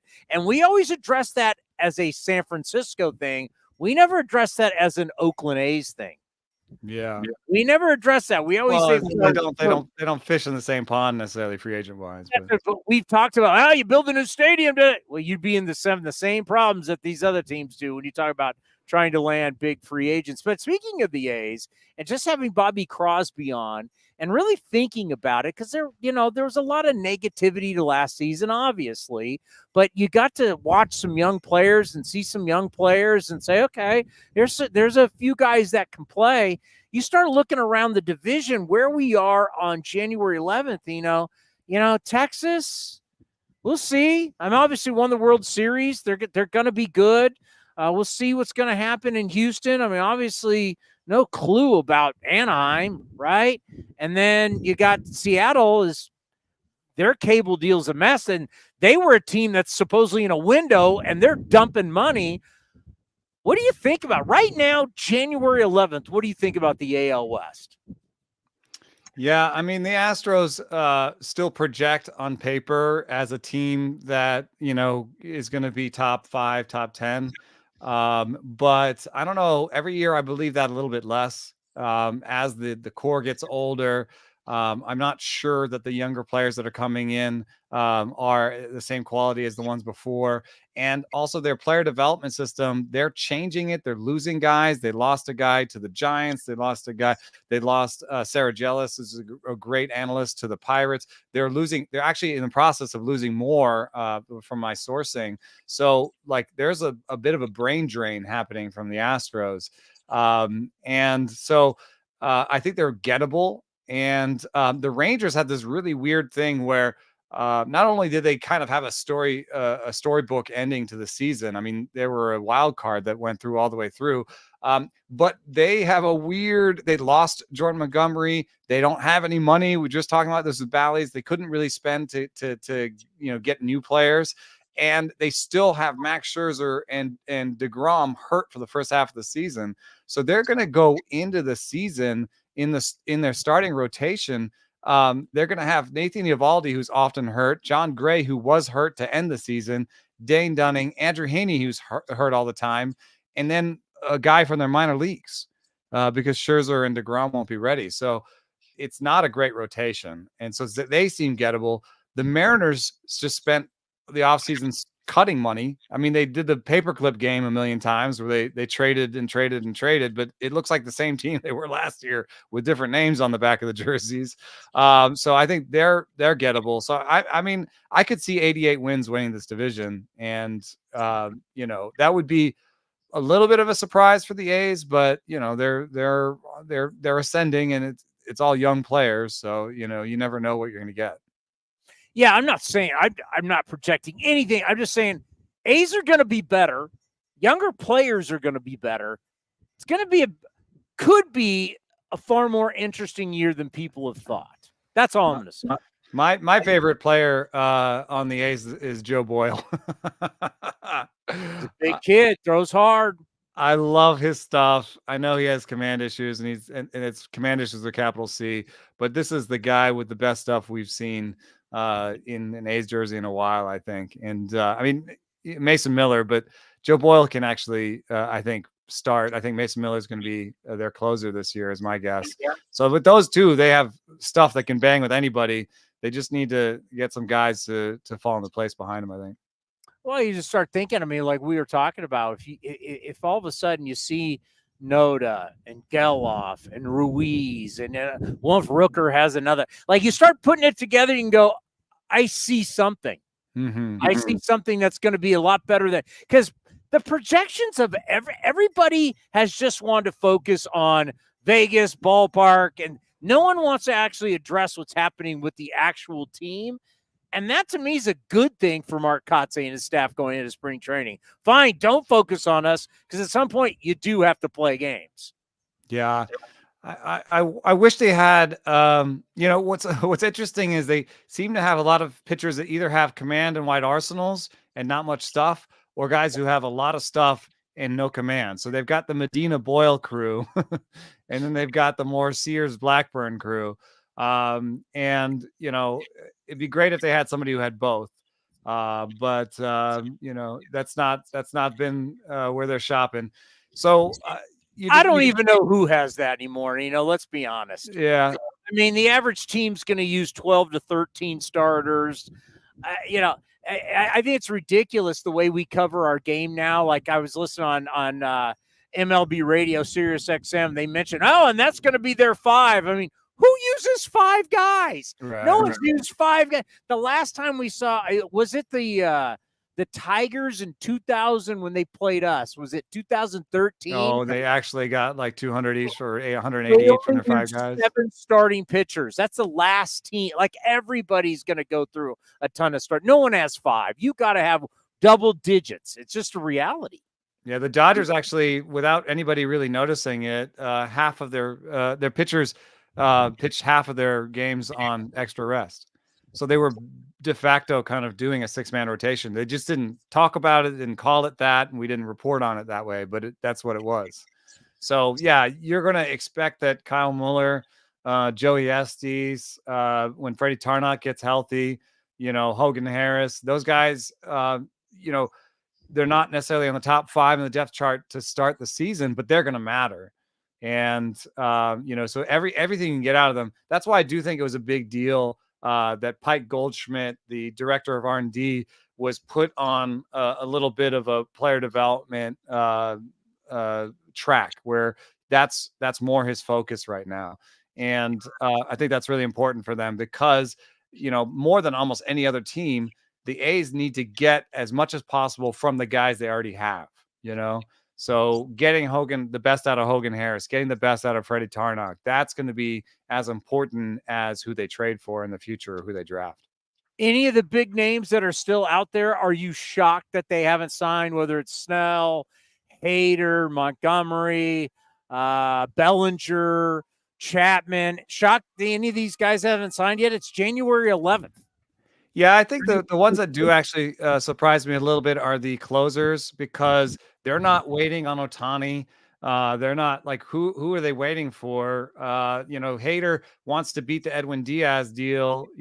I guess maybe he's just waiting as long as possible to see if he can get it, and maybe he won't or he will. But I'm a little surprised that Hader hasn't signed.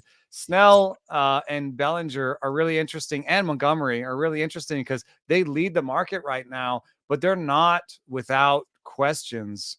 Cody Bellinger, did have a great season last year, but he didn't hit the ball hard. It wasn't MVP Bellinger.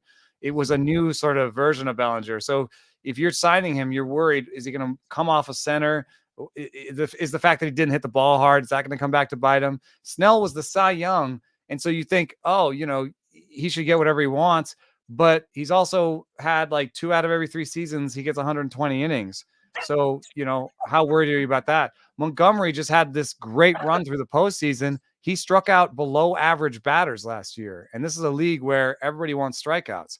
So the 3 best guys that are out there, they are interesting and good and will help teams, but they also have flaws. And so I think that's why teams are like, I know you're trying to tell me you're the best free agent left and you want the money for the best free agent left. I'm trying to tell you that I see some flaws in what you're offering as well. Well, you know me, all I care about is stuff plus some barrel rates. That's it. That's what he asked me about you. That's what I say. That's all it's the only thing. Well, this guy, I'm looking, what's his barrel rate? What's his stuff? If you don't have a stuff plus, I'm out. I don't want to hear about it. Yeah, but yeah, I think Snell is like finally, hey, if we're gonna pay a lot of money, guy, we need some innings. Yeah. And he gives you 120, 130, 180. That's what he's done every 3 seasons. 100. If you're paying that kind of money and you only got 120, ouch. Bellinger, keep hearing people don't like how hard he hits the ball. He had a rebound year. Where are you on Bellinger? I think it might be a trap. I mean, if he wants $200 million, I'm not giving it to him. Because I do care about things like Bell. Like, in fact, if somebody said something about Eno Sarris, they might say he only cares about his stuff plus barrel rate. But like last year, Give me on your tombstone. Last year he had his worst worst barrel rate. He had his worst barrel rate of his career. Like somehow he hit 300. And well, and beer will be on your on your tombstone. So I don't know about that. And it was also, I do think he's been a good defensive center fielder, but he's not like a Kevin Kiermaier. So like, I think at some point he's going to move off that. And so you're talking to me about a first baseman who doesn't hit the ball hard. That's a weird combination for me. And then Matt Chapman, it's like hell on wheels that first month. After that, he was terrible. And he hits the ball really hard, but he strikes out a lot. It seems like he has a hole at the top zone, same hole that we saw developing in Oakland. He kind of brought it with him. You can pitch him high in the zone. I like him, though, because at least if you buy Chapman, you're buying some defense. It's like you're buying some of Bellinger's aspects, but you're doing it for a lot less. I expect him to, sign for $75-80 million. How do we judge? Because this is an interesting one, Chapman. Because I believe, didn't he have the best barrel rate in baseball last year? Let me look that up. But he's top 3. He's one of the best. But it's like he never hits it. But when he does, he hits it hard. Yeah, he was second to Shohei Ohtani. Yeah. He was second? Okay, so he was second in barrel rates. Like, we care how hard you hit the ball, but yet he hit 206. Other than the first month, the entire year he hit 206, or some months he hit under 200. So as a talent evaluator, how do I really judge that? Like, I look at the barrel rate and I go, it's outstanding. The problem is he doesn't make enough contact to make me really justify how hard he hits the ball. He wasn't as bad as like a Jake Berger who struck out 33% of the time. Chapman struck out 28% of the time. So it's not terrible, but you're right. He misses the ball a fair amount. But you would say when he makes contact, he's good. He had a 330 OBP, so he gets on base. And then the big thing you would say is he didn't pull the ball. And so what can happen when you hit the ball really hard, but you don't pull it, is you're pushing it, and you're pushing it to the big part of the ballpark. And you're also, what you're doing is you know this from golf, you're not hitting it flush. Yeah. You're hitting it hard, but it's got that, what's it when it spins to the right? Win, baby. Is that a hook or a fade? It's a fade, right? I can't see which way you're going. Well, like if it's spinning right away from you. If you're going left to right spin like this, that is a fade. Yeah, so he's hitting fades.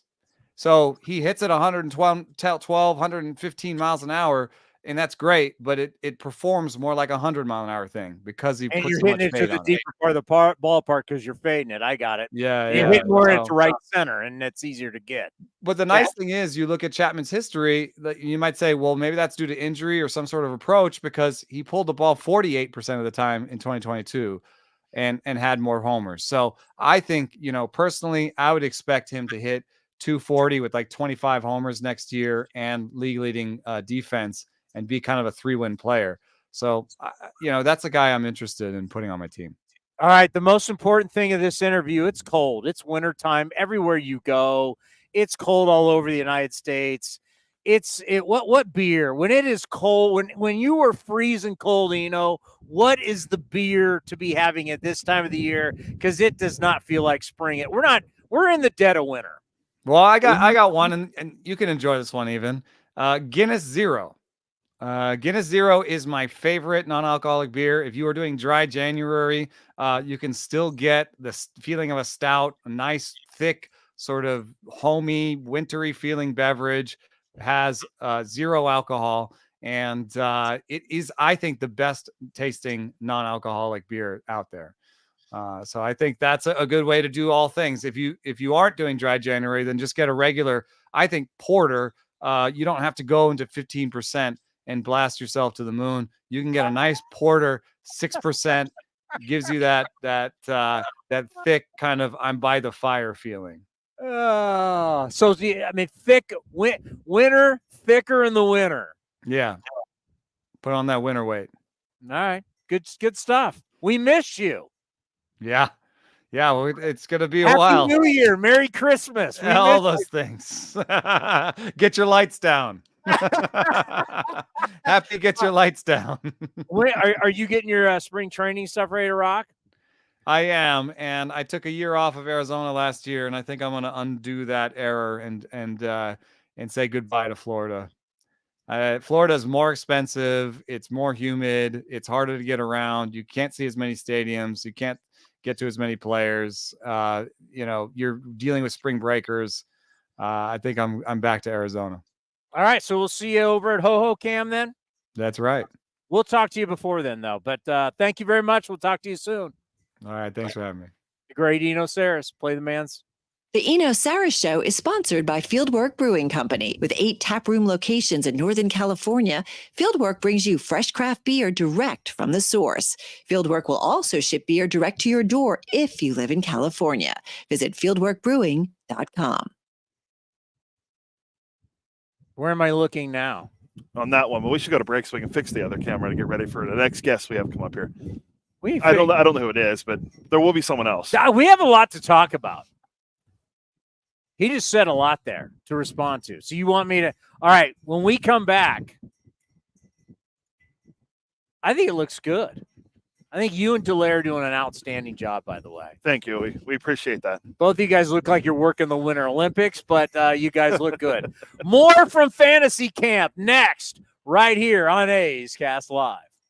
Hey, it's Eno Sarris, your friendly neighborhood baseball scribe. There are 2 things I love, baseball and beer. When I'm not busy around the ballpark, you'll likely catch me back with a cold one at any of Fieldwork Brewing's 8 locations sprinkled across the Bay Area. Fieldwork's got a rotating lineup of over 20 beers on tap that's as diverse as any 26-man roster. They got everything from super juicy, hazy IPAs to crisp pilsners and tropical sours that make your taste buds do the wave. Whether you're all about that draft life or prefer to grab some cans to go, Fieldwork's got your bases covered. Check them out at fieldworkbrewing.com to learn more. That's fieldworkbrewing.com. This is Chris Townsend and Commander Cody for Link Soul. The new summer colors and prints are in stock.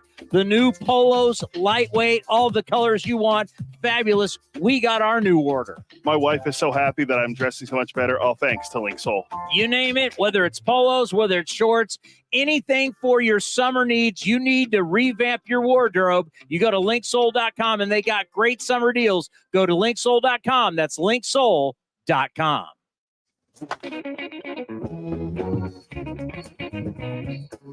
A's general manager David Forst was on A's Cast Live during the winter meetings and explained why the team was moving Mason Miller to the bullpen. Mason's tried starting now over 3 years, minor leagues, big leagues, keeps coming up with something, and we're going to try the pen. And to Mason's credit, he's open to whatever. He's obviously a little disappointed. I think everybody wants to be a starter when it comes down to it. But I mean, he, obviously, like you said, with his stuff, he could have a really impressive career in the bullpen. But we told him this is not permanent. Like, go out there, let's try and keep you healthy for a year. That's got to be the first step. That way you help yourself, you help the team, and then we can reevaluate. You can watch the full interview at youtube.com/athletics or listen at athletics.com/A'sCast.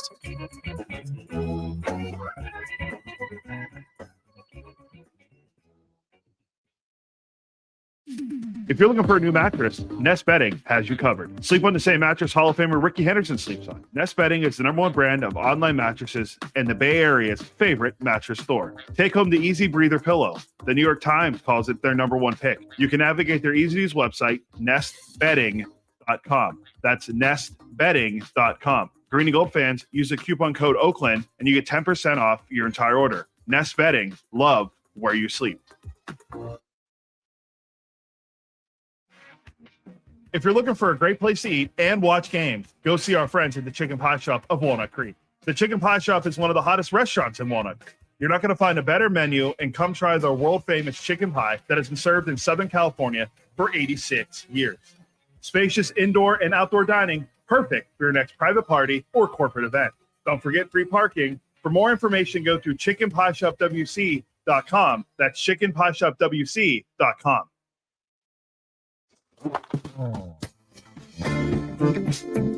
A's manager Mark Kotsay was on A's Cast Live at the winter meetings, discussed the culture being built by the young A's. I think we do have a collection of talent that the A's fans saw come together really in August and September. If you look at the first half of the year, we were staring at history.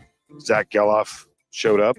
and a couple others, kind of changed the culture. The next group that came, the Soderstrom Butler group, kind of recognized how difficult the big leagues really are.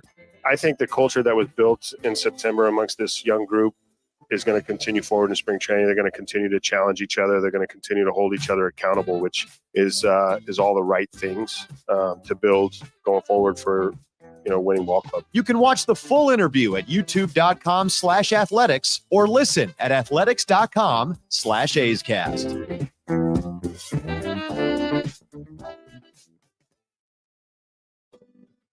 Nestled in the hills of San Jose, minutes from Silicon Valley, Cinnabar Hills Golf Club offers 27 holes of championship golf, a first-class pro shop, practice facility, and great food in the grill. This time of year also means family and business get-togethers. Let the folks at Cinnabar Hills make your event unforgettable while enjoying their award-winning venue. It's all there for you. Championship golf, a great space for any events, and incredible food. See it all at CinnabarHills.com. That's CinnabarHills.com. And the underdogs, Oakland Athletics, win their first championship since they were in Philadelphia in 1930. Hi, I'm Raleigh Fingers, Hall of Famer, three-time World Series champion with the Oakland A's and World Series MVP. Winning takes teamwork, skill, and heart. So when you need an ace for a personal injury lawyer that will win you the game, go with the winning team. Call Venardi Zerata at 833-VZ for me or go to vzlawfirm.com. Venardi Serrata, the official injury law firm of the Oakland A's. Like sports, business is about winning. Championship decisions are business decisions based on what it takes to help your company win. And that's why there's UBO Business Services, specializing in helping you win every day by streamlining workflows, managing documents, and providing the best-in-class office technology.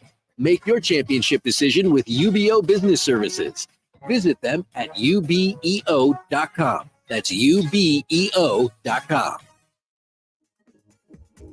If you're looking for the latest green and gold gear for the 2023 season, then look no further than athletics.com/shop for your officially licensed gear. That's athletics.com/shop. Is convenience a state of mind or a real thing? At Extra Mile, it's a real thing, and it's in everything they do. The stores are spacious, organized, clean, and well lit, so you can get in quickly, get what you need, and keep going. It's just what you'd expect from a place serving up the hot and fresh food and snacks you love. So treat you right, and check out Extra Mile's fresh take on the convenience store experience. Extra Mile convenience stores at select Chevron and Texaco locations.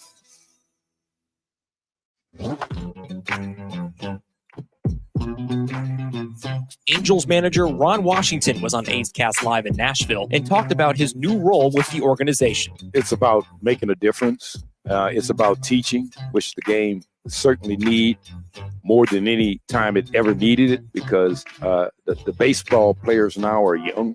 You have to teach. You usually do that in the minor leagues, but now you got to do it at the major league. And I've always been a teacher, and I'm ready for this opportunity and the challenge. You can watch the full interview at youtube.com/athletics or listen at athletics.com/A'sCast.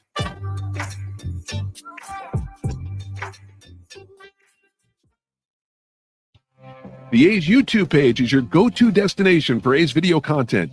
Get access to great highlights, exclusive behind-the-scenes content, classic games, A's Cast Live, and more. Visit youtube.com/athletics.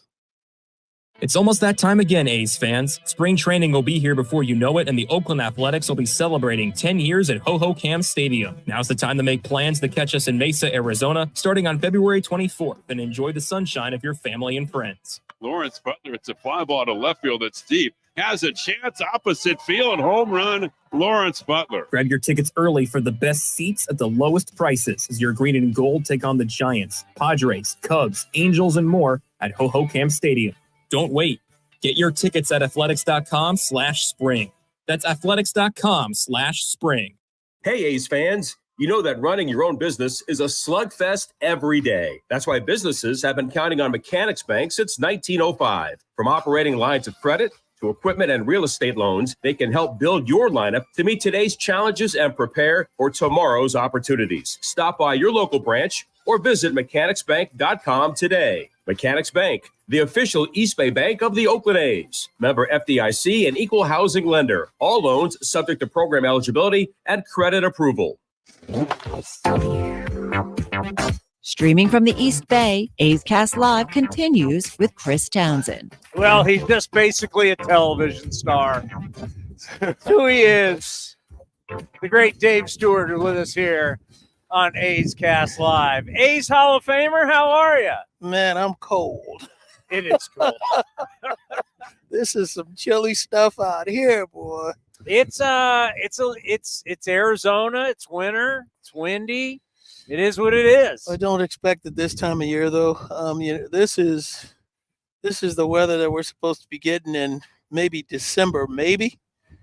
But it's creeping up on us in the beginning of the year. We're supposed to start heating up right now, but we're out here.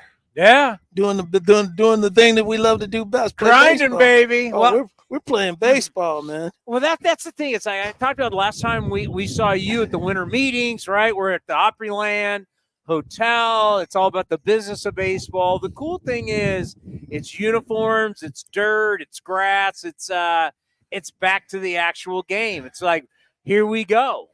I got to tell you what, Tony, it's crazy, man, that, like you said, we get a chance to put the uniform on and, even get out to talk baseball and talk about the mechanics of the sport and having fun in the game. And this morning we got a chance to, talk about the guy that got this thing started years and years ago, 21 years ago to be exact. Shooty Babbitt said it's been 21 years that he's been doing this fantasy camp, and it was all started by Dave Henderson, one of my good and close friends. And we're talking to the fantasy campers about David's favorite saying, which is always having fun. And so we're out in uniforms having fun.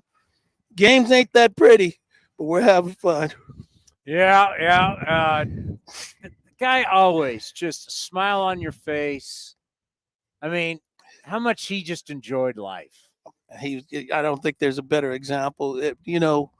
I think one of the things that I admire most about Shooty Babbitt is that Shooty enjoys every day. He brings it to the ballpark every day. He brings it to life. He's smiling, he's laughing, and he's uplifting people. And Dave Henderson was an example of that, prime example of doing something good for people every day and making people smile. Well, one of the things I said earlier today, starting the show when Dallas Braden came up, was I got to walk out as we're walking over here. You hadn't started games, and I'm walking with the guy who's the commissioner. And the first thing I hear as I walk up is I see Dave Stewart in full uniform screaming at the commissioner. And I was like, right on, let's go. It's time to play. Dave Stewart ticked off, and we haven't even thrown a pitch yet. You were raring to go today. Dallas has a way of rubbing you, man. He can rub you, man. They won a championship last year, and they were able to this is our first year last year of actually giving the champions rings. And I told Dallas, you can't even tell me that you didn't. We were doing the announcements of all of the campers and everybody that was were playing on the teams. And when we did the announcements last night, every member of his last year's team had their rings at the ceremony. So come on, man. Dallas had to be emailing them. Come in. Dallas will stick a dagger in you when he gets a chance. So I had to give him a little crap. Yeah, this is time to knock him off. Well, I don't think he's going to win it this year. He's got a decent team. I think there's some pretty good balance out there, parity. So we're just I think it's going to play to the wire. What does it mean to you to be around all these people who truly love the game? You love the game. If you're out here, we saw somebody just recently out there, trainers were out working on. I mean, you can get hurt. I mean, it's like, what does it mean to you to be around these people who just love it so much? And obviously a lot of them idolize you. What I know about these campers is they grew up loving the game in the same manner that I did. And if you talk to most of them, you have an opportunity to be around them. They've been watching baseball since their early age, 7, 8, 9 years old. Most of these people saw the Oakland A's come to Oakland in 1968.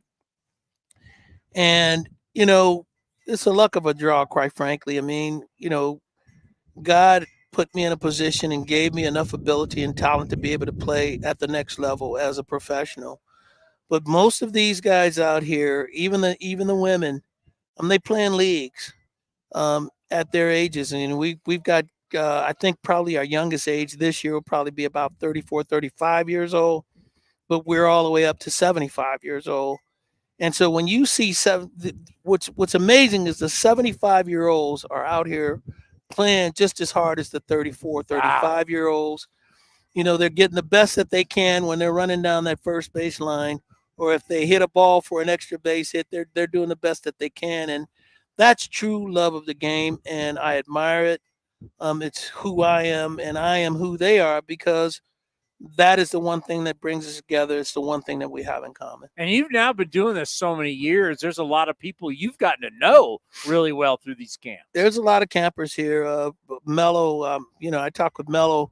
I was looking for him last night at the banquet, and I didn't see him. So Mello's been coming out here for 14 or 15 years. Doc Conyers has been coming out here for 14 or 15 years. Fast Eddie, who is the player that you were just talking about that fell out on the mound with the cramp. Eddie's been coming out here for 14 or 15 years. There are a bunch of people here that have been coming out for a very, very long time and just enjoy the game, enjoy wearing that A's uniform, and it gives them an opportunity for a week to actually rub shoulders and be with people that they've admired as athletes and as players. When I think about the last time we talked to you in Nashville, and we've talked a lot about what you're trying to do and getting an expansion team, the Nashville Stars, going in Nashville, and it was a great party. Nashville showed well, obviously. You were really excited. Since we last saw you, and everybody went there, and everybody's been saying, this is a no-brainer for a Major League Baseball team. The Titans are getting a new stadium. The Predators are already there. Just how much did that help your cause, having the winter meetings in Nashville? Well, it's not even that winter meetings. Winter meetings have been held in Nashville over the years. They've been coming to Nashville, but Nashville's a different city now than it was the last winter meetings. There's more people that are coming there from different parts of the country. You're never going to get away from the fact that it is now truly a sports franchise. Sports city. Last winter meetings that were held in Nashville, which I don't know when that was, but I guarantee you that Nashville did not have the soccer team, the Nashville sports team. They didn't have that team, and that team has been there for 3 years, and they've been drawing well. They're drawing 18, 19,000 fans a game. The Predators are playing well.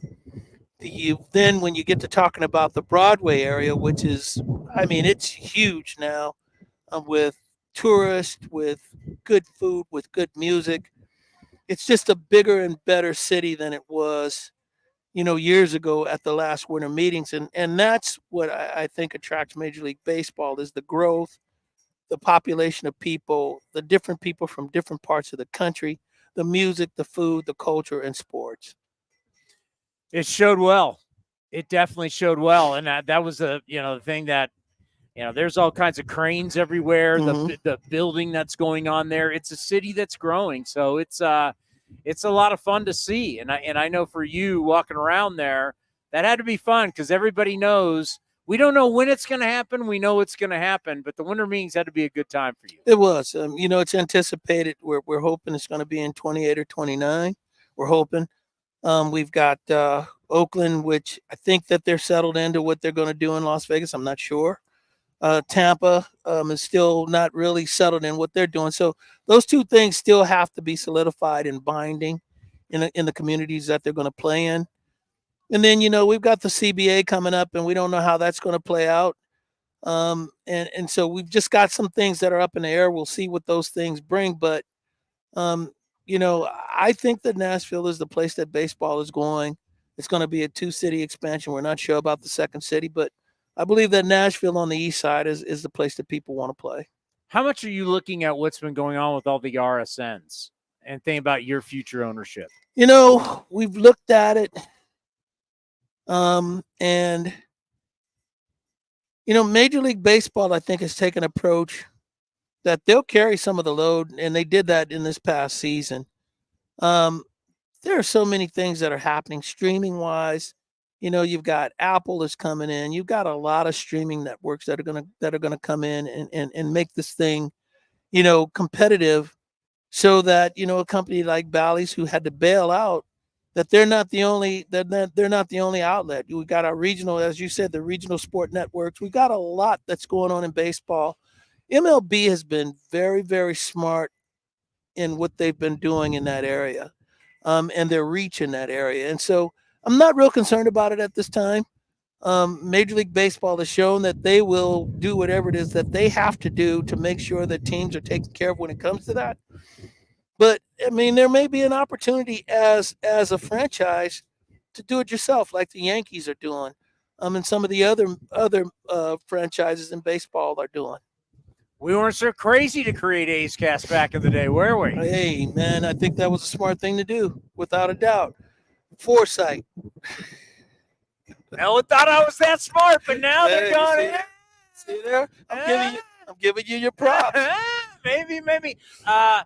Other cities, has anybody reached out to you maybe for some help or some suggestions about? Because I know, as you said, there's got to be a West Coast. You guys are going to be the East Coast. There's going to be somebody on the West Coast. Has anybody reached out for any help or advice or anything from you? We have not. The west sides, we're talking about Portland, potentially Salt Lake City, Austin. Vancouver may come into play. I have not heard from any of those franchises or potential franchises. I'm not sure that Vancouver has even stepped up to even, take that position. Salt Lake City, from what I understand, they're in pretty good hands. They've got some pretty good backing there. Not just with the investors and then your lead investors, or what we call the anchors, but they've got some political backing as well. And so, Salt Lake could step up and end up being that city on the West. Portland's been working at this for a very, very long time. 4 or 5 years they've been working at this. And so, but I have not heard from any of those franchises at all. All right, let's talk a little baseball before we let you go. A's are going to go in. There's no expectations whatsoever heading into this year. So either you want to go back to your days as a pitcher, you want to go back to your days as a pitching coach, going into this year to where Texas is not making a lot of moves because of what's going on with their television. A lot of things are, as you know, as your connections in with the Astros, a lot of things are changing inside the Astros. We don't know about the Angels, Mariners. They've got their TV issues. With the A's, no one's really even talking about everything. Everybody talks about is Vegas and about moving and everything. No one's really talking about the players. Kind of interesting when you go in the complete underdog, the complete unknown, just from a player standpoint, a coach's standpoint. How do you like going into a season like this? Well, I mean, what they've got to do is just continue to do what makes them an organization, a good organization, which is you got to continue to build your prospects, and you got to continue to teach them how to play the game at the major league level. I think anybody that's looking at the A's right now, I think they see a lot of potential there, but that potential is not ready to compete and be a playoff team. And so you have to keep what's in front of you. You have to keep continuing. You have to continue to teach these players how to be good fundamental athletes, and how to be good fundamental pitchers out there. They're going to get their knocks. They got some hard knocks last year. I thought that they improved greatly over the last month and a half of the season, that you saw some things that were real promising for the Oakland A's. But they're not at that level yet, and they just have to continue to go out and compete. Understand that against the tough teams, the contenders, you're going to play in some tough series. But even in those tough series, you're going to win some baseball games. And if you go in with that attitude that each game, each month, at the end of the season, that you've improved and you've gotten better for the upcoming season, I think that's a win. I'm so curious to see how some of these players who got an opportunity last year, how they grow this offseason, what they look like coming into spring training. they've got to set goals. First of all, you have to you set goals before the season starts on things that you want to accomplish and the things you want to be better at. Organizationally, you should be having conversations with these players about the things that you saw, their shortcomings, things that they need to work on, and what they're coming into spring training to learn and what they're coming into spring training to do. There's some players that are going to be on that roster. I don't think that Geloff is going to be a guy that's coming in spring training trying to make a team. And so that should put him in a position to work on some technique in different areas of his game. And he's a great player. There are some players that are coming into spring training, they've got to bust their butts to make a team. And so they don't get that opportunity to really work on their skills and work on the shortcomings as some of these other players may get an opportunity to do. But at this time, it's still about development for this organization because they're young. Kids that are playing in the big leagues, they're playing against guys that are older than them in age and older than them in experience. And so it's really about becoming better, learning your game, learning how to play your game and how to put your game on the field so that each time you take an at-bat, each game, you're seeing progression. Did you notice when you were pitching coach, like guys that got it in the offseason and they did the right things in the offseason to change for the start of, when spring training was going on, it worked? There were some guys that you saw that it worked.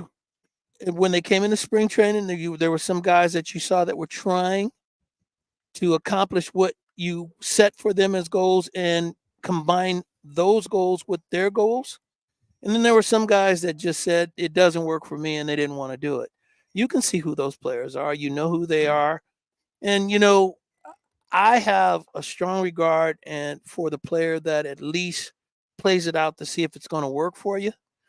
But I also have a strong regard for the player that sits down and tells you, these are the things that work for me. How can you help me to incorporate those things in what you're trying to teach me? Okay, let's end on this. With these umpires out here or the other coaches, do you ever do the Dave Stewart intimidation, knowing you can intimidate the hell out of these guys? These guys are so much fun.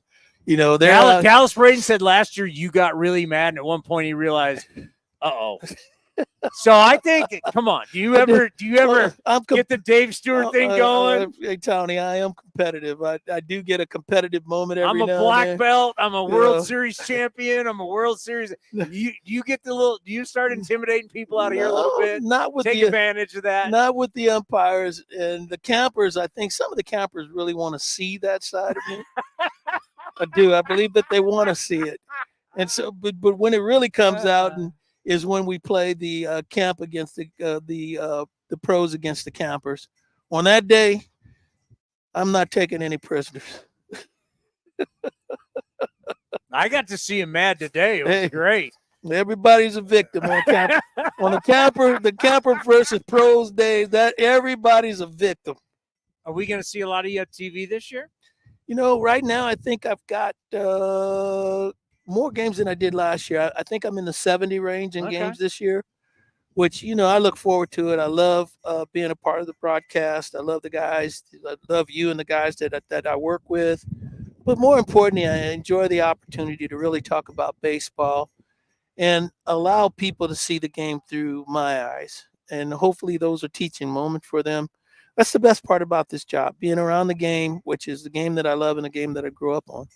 Well, I said this to Carney. It was really cool last night. It was the first time I've, other than the ceremony, where I got to hear Oakland A's Hall of Famer Carney Lansford.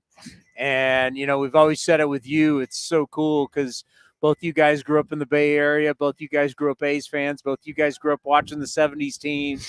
And now that, forever, your history will be with this organization in the Hall of Fame. I thought it was really cool. For the first time, kind of in public, Carney got that. Yeah. And the ovation, I was like, I know how it feels, and I know how close you are to him. That was pretty cool last night. That's the captain, man. And I've been really, really fortunate that when I first came to the team that I was embraced by him and his family, and that we've remained all these years close friends. And so anything that happens good for Carney Lansford is a good thing for his family, but it's also a shared joy. I'm in my house and in my family. All right. Well, next time we'll see you spring training. I look forward to that interview. We always look forward to seeing you. I look forward to doing TV with you this year. It's always an honor. And one of the best things is just being able to watch this whole Nashville thing grow. It's been fascinating to learn. I've learned a lot from you.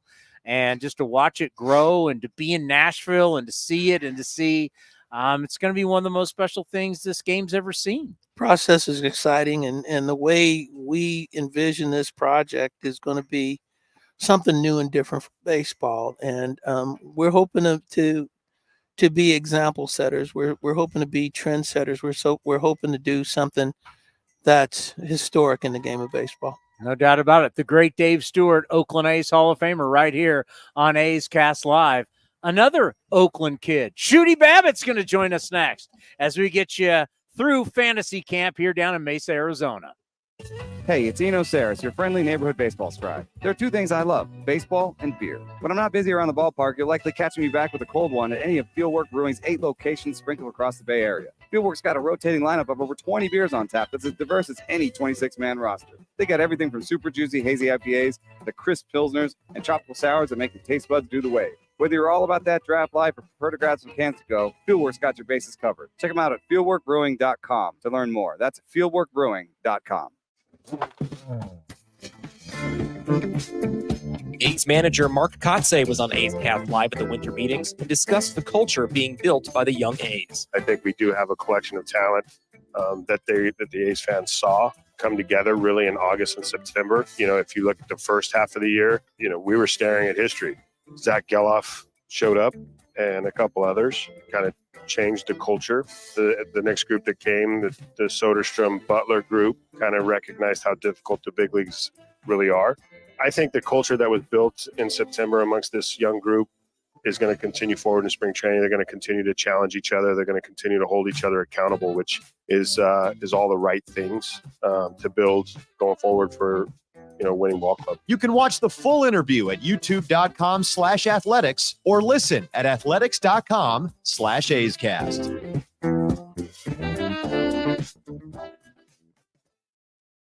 This is Chris Townsend and Commander Cody for Link Soul. You got to go to their website right now, linksoul.com. The new polos are unbelievable. New colors, lighter weight. We got our new summer shipment, Cody. I couldn't be happier. I look better. All thanks to Link Soul. So we're talking about new polos. You can check out their shorts, anything you need for summer. They have it right now. When you go to their website, they've got a smoking summer deal. Go to linksoul.com. That's linksoul.com.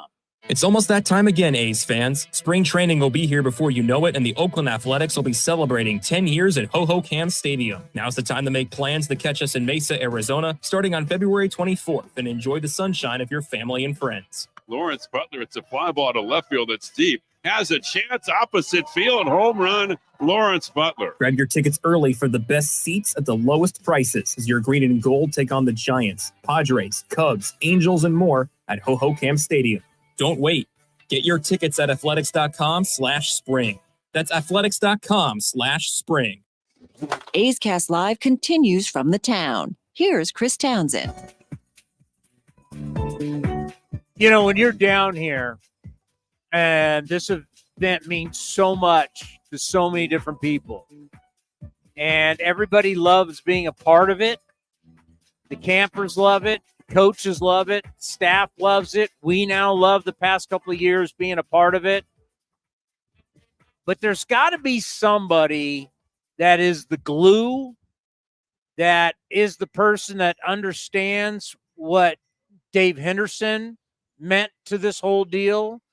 Somebody that knows that he's got to be the leader of it to keep this thing going year after year after year. And that's this man right here, Shooty Babbitt, who understands what Dave Henderson meant to this when he started it years ago and doing it with the Seattle Mariners, and being an A, being a guy from the Bay Area, being Oakland, Berkeley, playing for the A's, going to A's games growing up, doing A's television. I mean, the essence of you, the essence of all of this. It's, you know, as Reggie Jackson once said, the straw that stirs the drink, This man is the straw that stirs the drink down here at this time. How are you? Tony, I'm not worthy of complaining. I've got so much praise to go up. I don't think we have enough time. But first of all, I want to thank you once again for having me, giving me an opportunity to be here on A's Cast. We spent a lot of years together, gluing and helping this team stay together on the outside. First thing I like to say is just congratulations and thank you to the A's fans that have showed up. They have been showing out and showing their true love for the green and gold. Second of all, I want to thank the Oakland A's, and not last or least, but most of all, for 47 years of my life. They've given me an opportunity to represent this organization. Yeah, it's a long time, my man. And to hear you say the things that you're saying, I don't even feel worthy of. When I take the field, I'm down here working with coaches that some of them numbers up on the board, up on that wall out there in center field for what they've done, the accomplishments that they've had as a player, and the things that they've done to grow this organization on the field is insurmountable in words. But for me, in the time that I spent on the field with this club, mirrors nothing like what I've been able to be a part of off the field. And for the A's to allow me to be one of the faces, for me to hear you say some of the things that you've said, sometimes you feel like, is he talking about me? But one thing that I take from it is because I don't think it's because of the numbers on my baseball card. I think it's because of the teammate that I've been. And the one thing that I've always tried to be is a good teammate, fight, laugh, struggle, whatever the case may be. We all have done it together. And, man, I'm just thankful. I'm happy to be here, Tony. It's a great year. One thing that I've seen happen in these past couple of days, these are Oakland A's fans to the bone. And I'm just so happy for them to come down here and experience this. Yeah, it is a special treat to watch all the people come back year after year after year. And now we've been able to see it, and now they've gotten to know us a little bit. And when we showed up last night and they were happy to see us, we're like, yeah, we got to be here. And it's just, it's so special. And that's what it was meant to be. It was meant to be, and it has been, and it's been, you know, once again, I don't want to get you too emotional. I know you started getting emotional there, but it's just really, though, you have been the backbone of this, and someone has to be that. And it takes a very special person to be that guy. And everybody has looked to you to be that guy. And that's one of the things I think all these campers, like when you get up and you talk like you did last night to everybody gets so excited. You're one of the things everybody wants to come and see. That's got to feel good that, you know, you're kind of the ringleader of this family party. In this game, in this business, someone's got to give you a chance to do what you're doing. You mentioned Dave Henderson. I met him in 1977 as a high school senior at Cal Berkeley. We were participating in a North-South All-Star game, and guys that are in high school are fighting for opportunities to maybe get a college scholarship. There's pro scouts out there, the draft's coming up. You know, I'm a 5'7", 170-pound kid that, you know, I can hit a little bit, I can run a little bit, but, you know, I'm not going to jump out on the field as a 6'2", 190 guy that just tooled up all over the place. But, you know, after 9 innings, I've given you everything that I had, and I had something to do with us winning or losing, whatever it is. But knowing Dave Henderson and the person that he was and the electrifying personality that he did, you know, the one thing that he did down here is he made sure whenever he talked, it was important that these people have a good time, that you enjoy the game, have fun, because that's what he did. He wore that smile no matter what the situation was. It was one of the best clutch hitters in the playoffs that we've ever seen, but he never took the game. No doubt. You know what I mean? Oh, he had multiple magic moments. He had some of the Absolutely. biggest home runs you've ever seen. So I have a responsibility because I've been given a chance. Someone took a chance on me. Jim Gwynn took a chance on me in 1977 and gave me an opportunity as a 25th round draft pick to go out and battle and live the pro life. And through God's grace, got some breaks, had some decent seasons, got a chance to play in the big leagues. So I take not one day for granted when I have this uniform on or when I'm in this profession, because I'm a guy that's probably only worked about 7 real years in my life on a real job. I can't even say what I've done as a scout for 29 years. It's been a job. It's been a blessing to do something that I get an opportunity to do that I love to do. But I'm baseball, bro. That you cut me open, I'm a bleed green and gold. You know, I've worked for teams where I wore blue and orange, but I was still bleeding green and gold. And when I got an opportunity to come back to Oakland in 2019, you know, I'd finished my 25th year as a scout. The Mets didn't need my services anymore, and I called home and they answered. And whenever they do that, it makes you feel, it gives you a sense of comfort that people appreciate as a person you are and a professional. So I'm just trying to live up to some of the things like people like yourself are saying about me, because I think I have a responsibility, and I feel very fortunate to be in the position that I'm in. Yeah, I think you say it perfectly. It's a life around this organization. You know, you've been around it. And so, you know, it's so classic is a lot of people don't realize all the years they've seen you on television, he was actually working for other organizations at that time as he's doing TV for the A's, which is something that's unheard of. Well, everybody has their way of evaluating and getting information. And I have been so fortunate and blessed to work for some people that have hired me and say, just be Shooty Babbitt. And whenever somebody can just give you a confirmation of you being yourself, I mean, Lord have mercy. I got flaws just like everybody else, but if people can see the good in you and tell you, hey, I just want you to be yourself, there's no better situation to be in. And yeah, you're right. There's been times that I've worked for organizations where we've made some moves where it might have been because I was talking to a coach or a player. I might have been on the field. You know how I operate around the stadium. I talk to everybody because you just never know what kind of information you may get that you don't get during the game, or that you may get in scouting reports, or whatever the case may be. And that's worked for me. I can go on and on about guys we've made moves with when I was with Arizona, and it turned out to be a guy that was a vital player.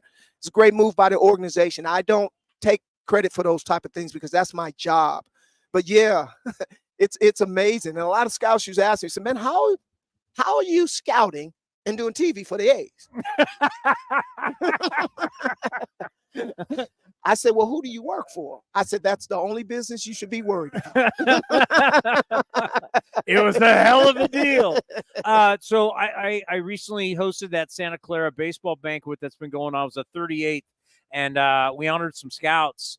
And, you know, some of the scouts said it's good that baseball's finally getting back 100%, feeling like it's normal again. Like the whole COVID effect all the way down through amateur baseball and in different places in different parts of the country, and how all the different youth sports dealt with it.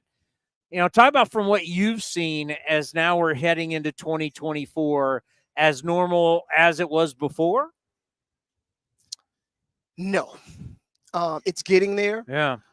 See, a lot of people don't know that. And I would like to say that because if we're talking about what's going on in the field, yes.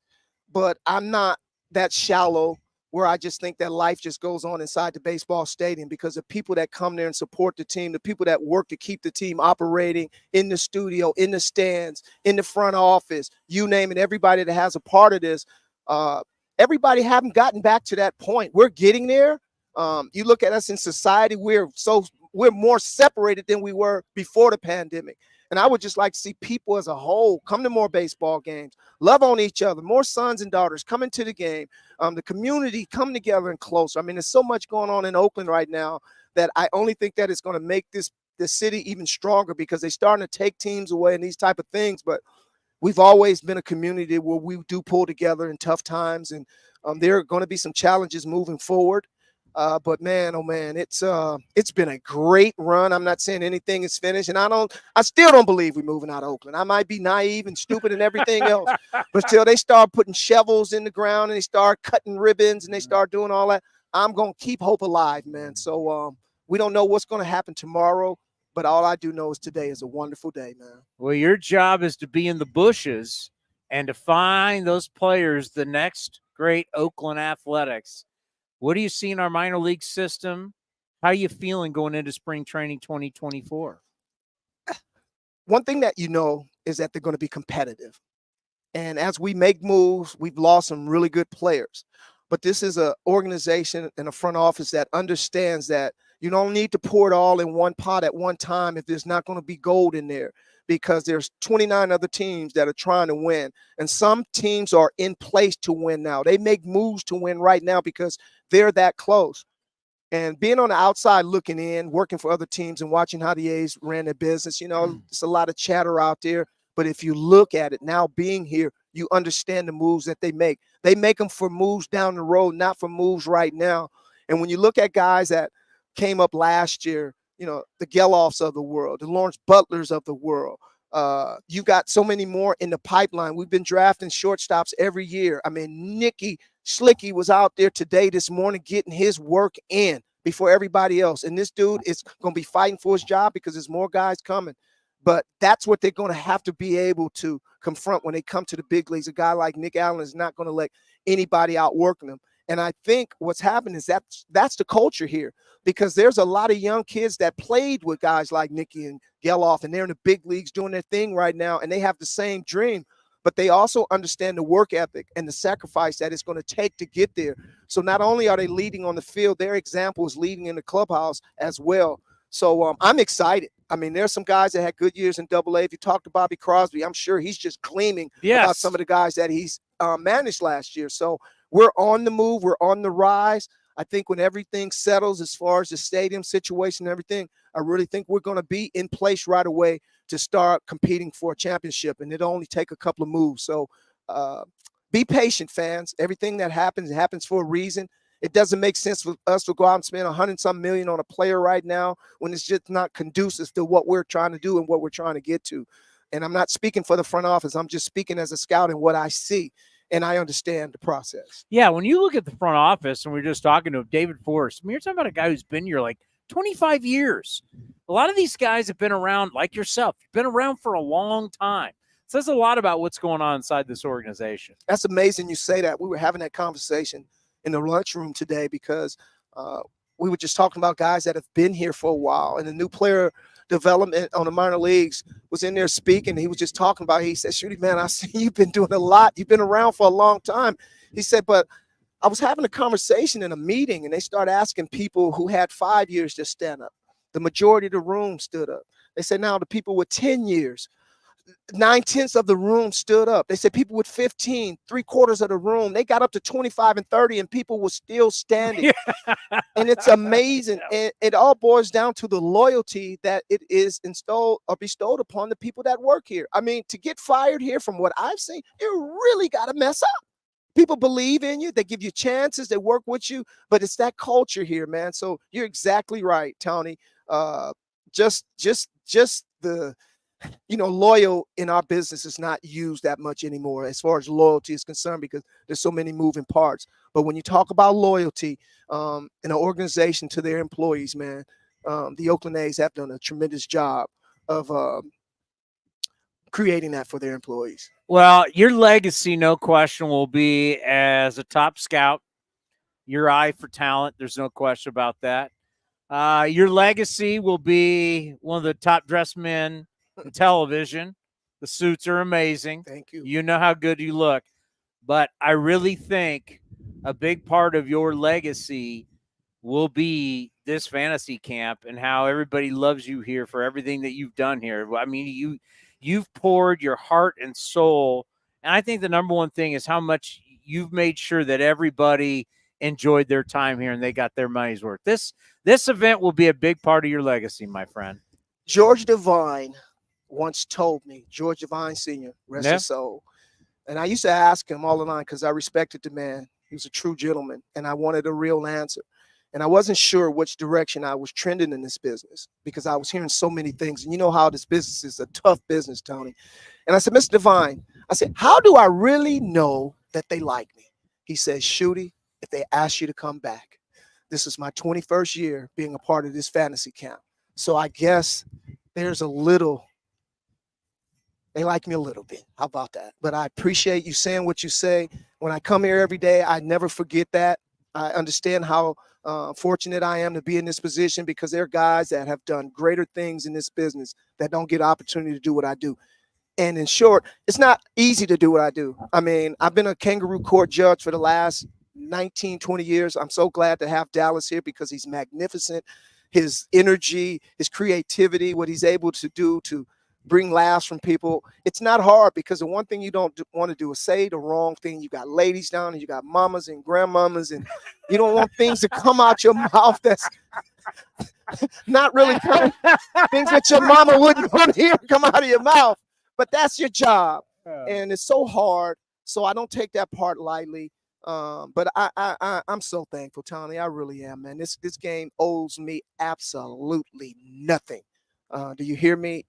They have been great to me, and to be part of this, I can't thank you enough. We've been here together through some lean times when we were on the radio hour after the game and didn't have nothing to talk about, but we found a way to keep the people interested, man. And the way you've grown, what you do. I mean, I think you started this in your garage somewhere, and look at you now. Look at you now. So you got a lot to be proud of yourself, man. And I'm thankful. I'm thankful for the opportunities and the people in this business that believe in me. And I'm going to try to do everything I can. Next time we see you, will be spring training. And then we'll see you doing television. Can't wait. Thank you, A's fan. It's going to be a great 2024 season. And you need to take down Dallas Braden and be the champ. We've already took one step forward because we got all up in them today. Oh, how was your draft? It was very good. I'm happy with every player on my roster. Dallas called their team to run it back because they won it last year. Only thing they running right now is to the clubhouse. The great Shooty Babbitt. He's one of the best scouts in the business for the Oakland Athletics. You see him on A's pre- and post-game live on NBC Sports California, and we like to call him a very dear contributor and friend to A's Cast Live. Be well, my friend. Thank you very much. We have more coming up next from Fantasy Camp. This is Chris Townsend and Commander Cody for Link Soul. You need to redo your wardrobe, especially for summer. They got new colors, new styles. Summer is here. The polos, unbelievable. The shorts, you name it, we got our new order. My wife is the happiest one out of all of us because I look better, thanks to Link Soul. And they've got unbelievable deals right now for the summer. So what are you waiting for? Shirts, polos, shorts, you name it. You go to linksoul.com. That's linksoul.com. Hey, it's Eno Sarris, your friendly neighborhood baseball scribe. There are two things I love, baseball and beer. When I'm not busy around the ballpark, you'll likely catch me back with a cold one at any of Fieldwork Brewing's 8 locations sprinkled across the Bay Area. Fieldwork's got a rotating lineup of over 20 beers on tap that's as diverse as any 26-man roster. They got everything from super juicy, hazy IPAs to crisp pilsners and tropical sours that make your taste buds do the wave. Whether you're all about that draft life or prefer to grab some cans to go, Fieldwork's got your bases covered. Check them out at fieldworkbrewing.com to learn more. That's fieldworkbrewing.com. A's GM David Forst joined Townie on A's Cast Live in Nashville and discussed the importance of getting more innings from the A's starting pitchers. We have some real talent and we've made some progress. And again, I talk about Blackburn and Medina and Sears and Boyle and Estes. Ken is a question mark because of his health. Kyle's going to get another opportunity to come in and get stretched out and start, but it's not super deep right now. You're not getting through the season with 7-8 starters. We need innings, and you saw where we were in April and the beginning of May last year. We had a bunch of guys come out of the game in the second and third inning. It's just dominoes, and it's hard to watch. So you need innings. Yeah, it's not sexy, but you need innings. You can watch the full interview at youtube.com/athletics or listen at athletics.com/A'sCast.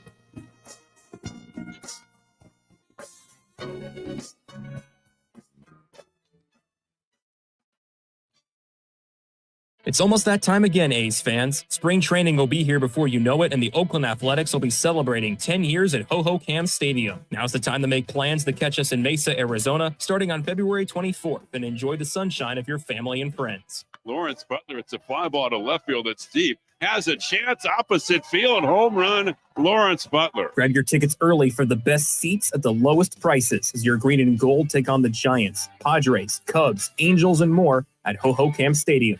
Don't wait. Get your tickets at athletics.com/spring. That's athletics.com/spring. Nestled in the hills of San Jose, minutes from Silicon Valley, Cinnabar Hills Golf Club offers 27 holes of championship golf, a first-class pro shop, practice facility, and great food in the grill. This time of year also means family and business get-togethers. Let the folks at Cinnabar Hills make your event unforgettable while enjoying their award-winning venue.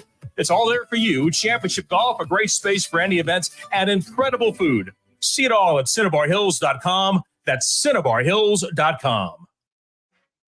This is Chris Townsend, and if you're looking for a great place to eat and watch games, go see my friends at the Chicken Pie Shop of Walnut Creek. The Chicken Pie Shop is one of the hottest restaurants in Walnut Creek. You're not going to find a better menu, and come try their world-famous chicken pie that has been served in Southern California for 86 years. Spacious indoor and outdoor dining, perfect for your next private party or corporate event. Don't forget free parking. For more information, go to chickenpieshopwc.com. That's chickenpieshopwc.com.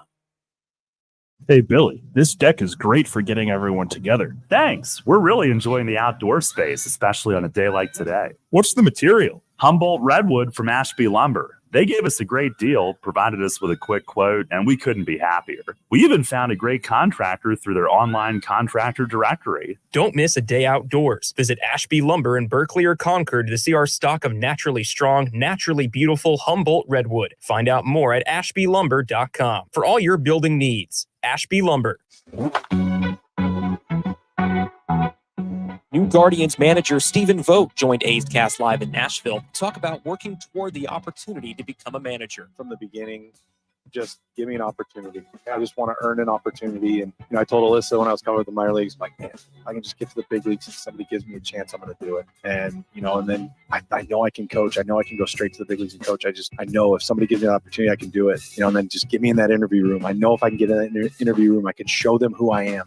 Being able to have that opportunity and now to be sitting in this seat with you talking like this, I don't take it lightly. I don't take it for granted. I've worked and learned and picked people's brains and paid attention, all for building up to this. And now we're just getting started. And it's just been so much fun. And like I said, I'm honored, I'm humbled, and I couldn't be more excited. You can watch the full interview at youtube.com/athletics or listen at athletics.com/A'sCast.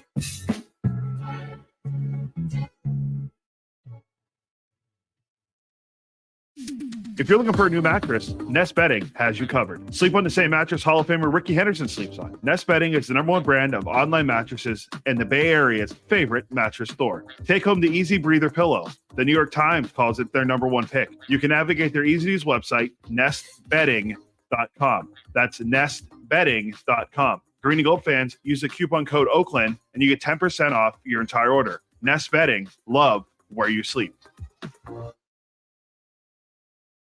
Looking to stay up to date on all things A's? Head over to athletics.com/A'sCast. That's athletics.com/A'sCast to listen to A's baseball in full 24/7 coverage of the A's, only on A's Cast.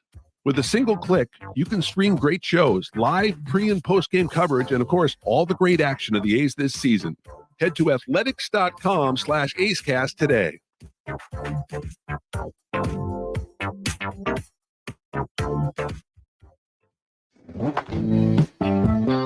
Streaming from the A's Road studio, A's Cast Live continues with Chris Townsend. Oh, this is the Road studio right here. Makeshift. This is the best, right? We're up in the crow's nest here at Fitch Park in the middle of 4 baseball fields that are during the spring utilized by all the A's minor leaguers, big leaguers. Everybody gets, spring training, practice goes here, games go here. And then once you're ready to come down for spring training games, the big leaguers shift over to Ho-Ho-Cam, and that's where they get ready. Well, actually, that's where they get ready, and then they come over here and play. But minor leaguers go down. But this is the baseball mecca. I think that's what's great about coming down every single year, whether it's at this time or it's for fantasy, this is not fantasy, for spring training, this is the mecca of baseballs, because everywhere you go, down the streets, the Chicago Cubs, where you go into Scottsdale and, as you're going over there, you're going to see where the White Sox and the Rockies, and you see the Dodgers. Don't the Dodgers and White Sox share the Camelback Ranch? Dodgers, White Sox, you got the Indians, you got the Rangers, the Giants are in Scottsdale. Everybody's all over the place. And then you go way out, Peoria is Seattle and San Diego. Yeah. So there's just baseball everywhere here, and that's what's great to come down here, even during the winter. as Stu said, normally, like last year, we were in shorts, but things start to change a little bit. You know, a little business news around the Athletics today, as two players that remained arbitration eligible signed today. Those two guys are Paulie Blackburn and Seth Brown. Paulie Winday and Seth Brown. You know, looking at those two players, they're two guys that we don't talk a lot about because right now where we are in the timeline of A's in baseball is a time of finding young players for now and for the future. But amongst those young players, you do have to have veteran guys. And I look at two players who, let's face it, got hurt early and it derailed them for what we thought for two players that were going to have really good years last year. You know, Paul Blackburn was an all-star. You thought he was going to anchor the rotation last year and be the veteran guy that take the ball every 5 days, hopefully 25 times or more, give you innings, and then you're going to have a bunch of young guys. Well, then it was the hurt finger and it was the setbacks, and he wasn't able to be that guy from start to finish. Could he be that guy this year? Because what the A's need, and they end up getting that out of JP Sears, but what the A's need is they need guys that can give you starts and that can give you innings. And then let's see what the young guys can do and how they can blossom. But you need somebody, and it's got to be multiple guys to give you a lot of starts and a lot of innings. Hopefully JP Sears can continue to be that guy. And maybe Paul Blackburn can be what we thought he was going to be. Because remember last year in spring training, it was about, I'm going to be healthy. I'm going to be the leader of the staff. All these things said, and then he got hurt. And yeah, I was just looking up his log. So 2022, the year he's an all-star. He threw 111 in the third innings and 21 starts. Last year in 20 starts. He hurt his finger, but yeah, he had an all-star campaign. Yeah, the first half was incredible. And then last year was also hurt, but he had 20 games, 20 starts, 103 and 2/3. So hopefully he can get past that, get past 111. Yeah, I mean, come on. Get close to 30 starts. Hopefully he stays healthy and be the guy that can get up innings. I'm saying if you give if you give 25 and got to go over 130 innings. Yeah, I think that's a realistic number to put. I mean, JP Sears is now hoping, you're hoping JP Sears now is a 30 start guy. Yeah, I did it last year. I'm going to see how many innings he ended up pitching in. So if you can have 30 starts by JP Sears and you get 25 starts from Paul Blackburn, I mean, if you got 30 and 30 and now we're talking 60 starts, that is huge. That is absolutely huge, especially with all the young guys. I was just looking because JP Sears ended up having 100. I'm going to say 32 starts. 32 starts, 172 and a third innings pitched. That was only a few more innings less than the other one, the Cy Young in the National League, Blake Snell, who only threw 180. Well, yeah, I mean, his thing's a joke. What was his innings in the end? 100. Sears 172 and a third. So that's Blackburn, right? Can Blackburn be the veteran guy, leadership, a lot of innings, a lot of quality innings, a lot of starts? That's what we were hoping for last year. Because remember, we kept talking about that. Never happened. Maybe this is the year he's that guy. Then, what were we saying about Seth Brown? Could be a 30 homer guy. We were saying 30 home runs. Seth Brown had what? 14, 15, right around that last year? 14, I believe. I have had the oblique injury. 14, yeah. He had 14. I mean, Seth Brown was looking for a monster year for him at the age 29, 20. He ended up turning 30 last year, yeah. Yeah, so it's like last year was supposed to be that breakout for Seth Brown as he was going to be the power bat and he gets hurt. And he's not. Well, maybe this is the year. If you're looking for firepower, now I just wonder with all the young guys how much he's going to play. But if you're looking for firepower and you keep Brent Rooker and you keep Seth Brown, and you could get 30 home runs again out of Brent Rooker, and you could get 25 plus out of Seth Brown. Now all of a sudden you're starting throwing that, because I think Langoliers is at least a 25 home run guy. Yeah, I mean, he quietly had a great power year last year, as we know. So if I'm getting it out of Rooker, and just do the numbers. If I get out of Rooker, I get out of Brown, I get out of Langoliers, I've just found you a bunch of home runs. Yeah, I mean, the 2 years prior before last year when he had the oblique injury, Brown hit 20 and 25 home runs respectively. So he is 20 home. The ability is there. Yeah, and he's going to be 32 in July, but so he's still, I mean, he's not like Joey Votto's age, so he still has the power. Hopefully I think the projection on Baseball Reference right now, because they project like guys for 2024, they have him hitting 19 home runs and driving at 60. Seth Brown, correct. Yeah, that's what I'm saying. If you could get 25, I mean, you just start piecing it together, you now have found a bunch of home runs. Yeah, I'm going to see what they have for Langoliers. And I haven't even brought up Geloff yet, what we think Geloff can be. Because Geloff, I mean, his ceiling, Geloff is going to be a special player. He had 14 home runs last year and only 270 at bats. I mean, that's why I keep saying the whole Sandberg comparison is not that crazy. This is why we're here.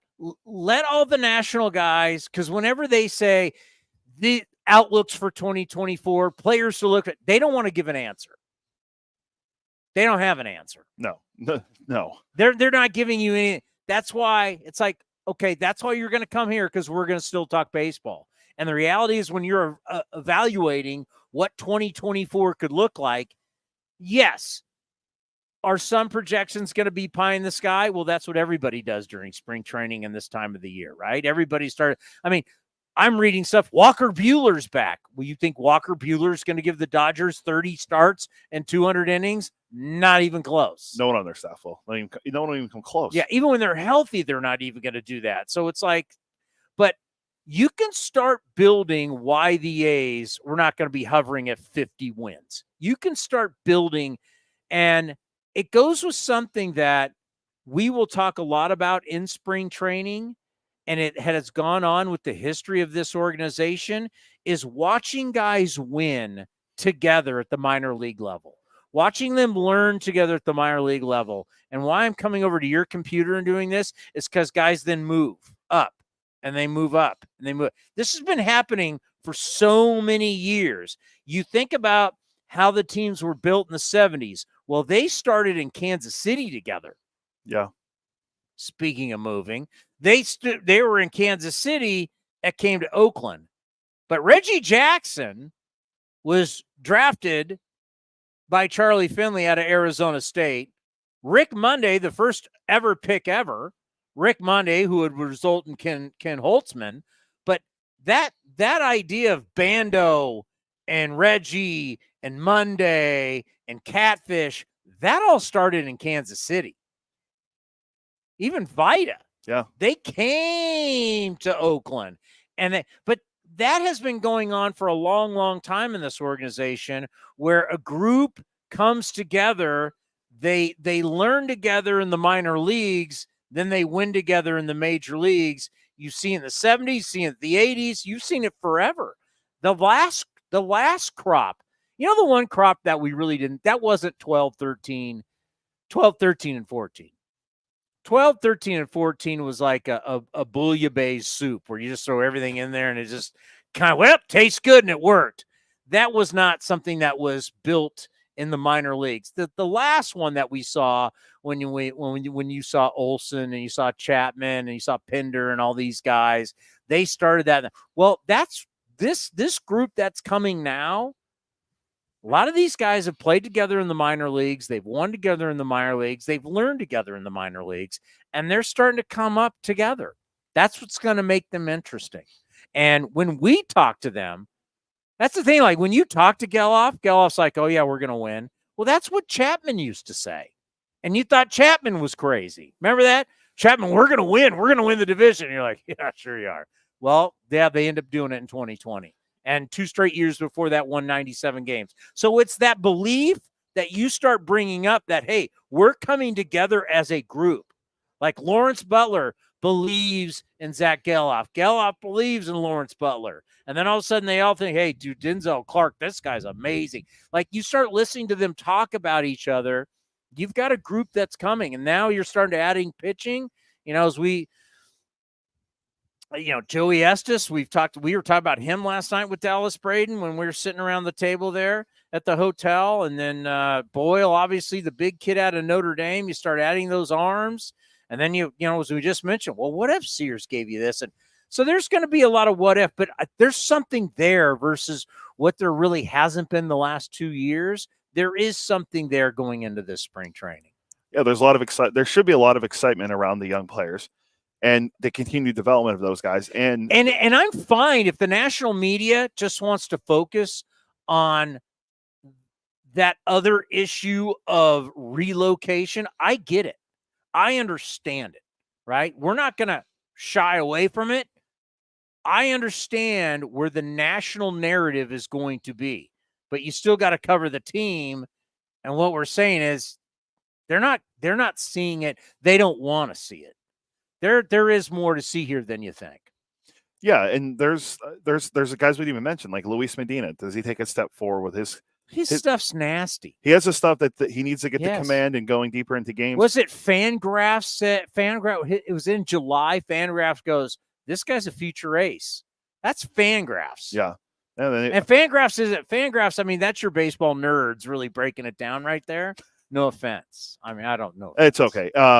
Medina's one. The continued progression and hopefully keeping Mason Miller healthy is a later inning guy and potentially a closer. That's another guy you want to see do well. Is Mason Miller your new AJ Puck? Yes.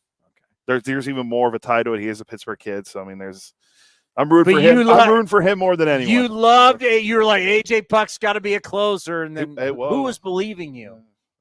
Everyone did. He was a closer. Well, no, they weren't believing you when he was a starter, and you want him to be a closer. Yeah. Now he's getting hurt with the Marlins. So no, is he hurt again? He got hurt a little bit last year. I'm pretty sure. He's always going to get hurt. I know he ended up not having. But he didn't like. He's never going to escape the IL. No, last year Puck pitched in 58 games, 56 innings. He had 15 saves and a 3.97 ERA.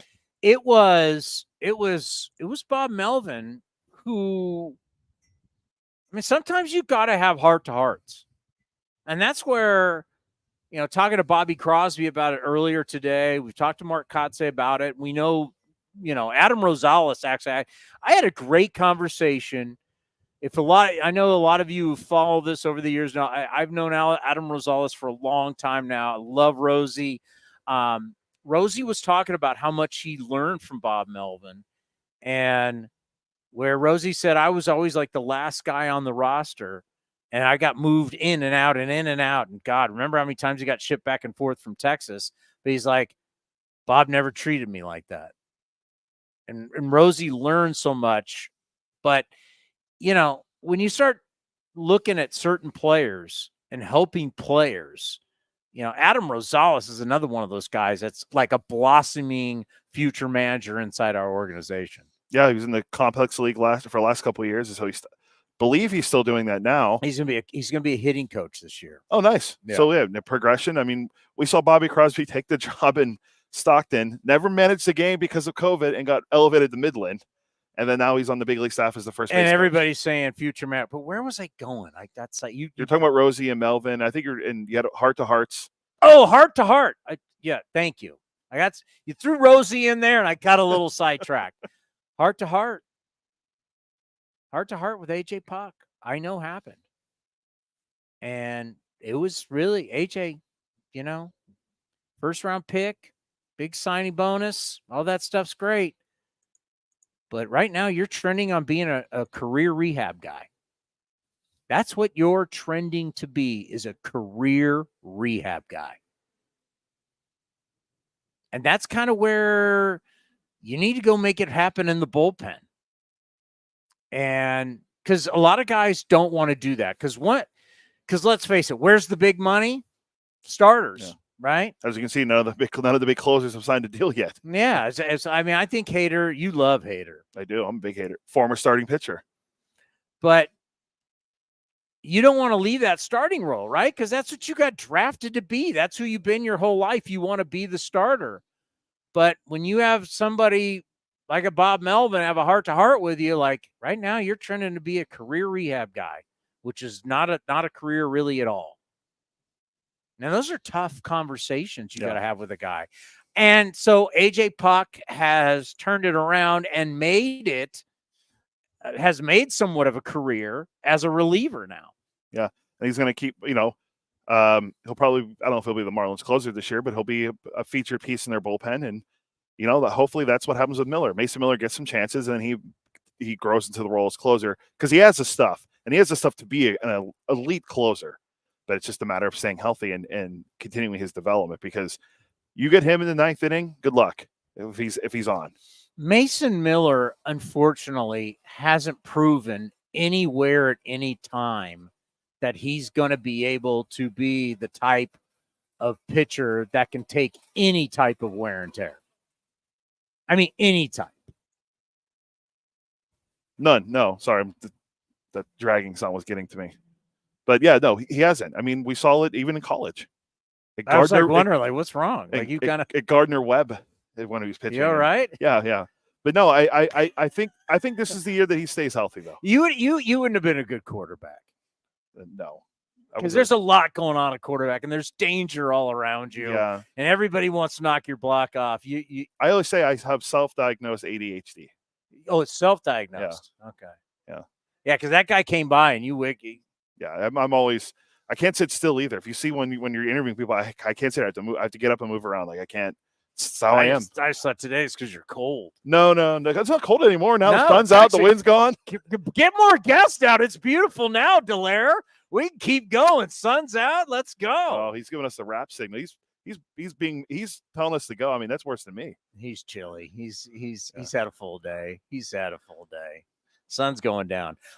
First day, a lot of fun. Look at that. We had Dallas Braden. I have the whole list of people. Bobby Crosby, new A's Hall of Famer Carney Lansford. That was one of my favorite parts of last night. Carney's been good to us over the years. Mm-hmm. Carney's really been good. And, obviously, I'm a guy in San Jose, so I have a soft spot for Carney. Grew up in San Jose, grew up an A's fan, played for the A's. Last night when we had our whole event and Shooty Babbitt had the mic and Shooty was like, Oakland A's Hall of Famer, Carney Lansford, and the crowd erupted. That's got to feel great. Yeah, and it's well-deserved. I mean, Carney was a ball. Didn't Stu call him the captain? He was the. Yeah.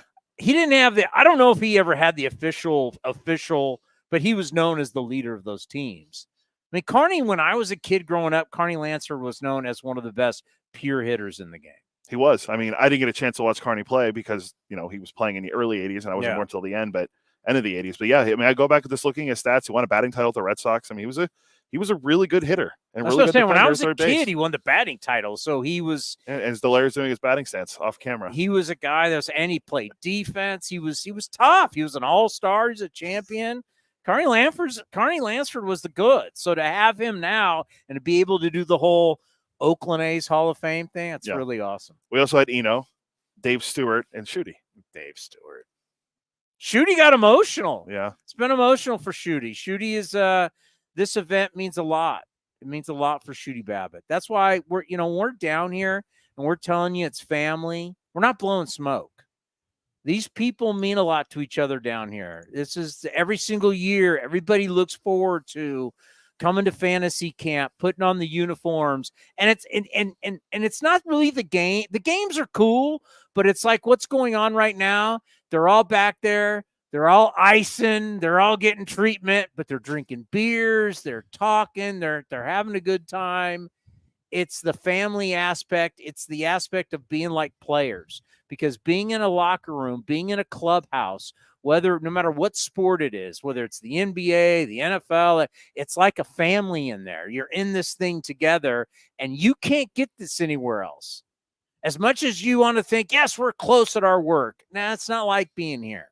Being here, you really get the true feel of what it's like to be on a true team. You're wearing the uniform. You're in the same training, same locker room, same weight room, same everything as the big leaguers using.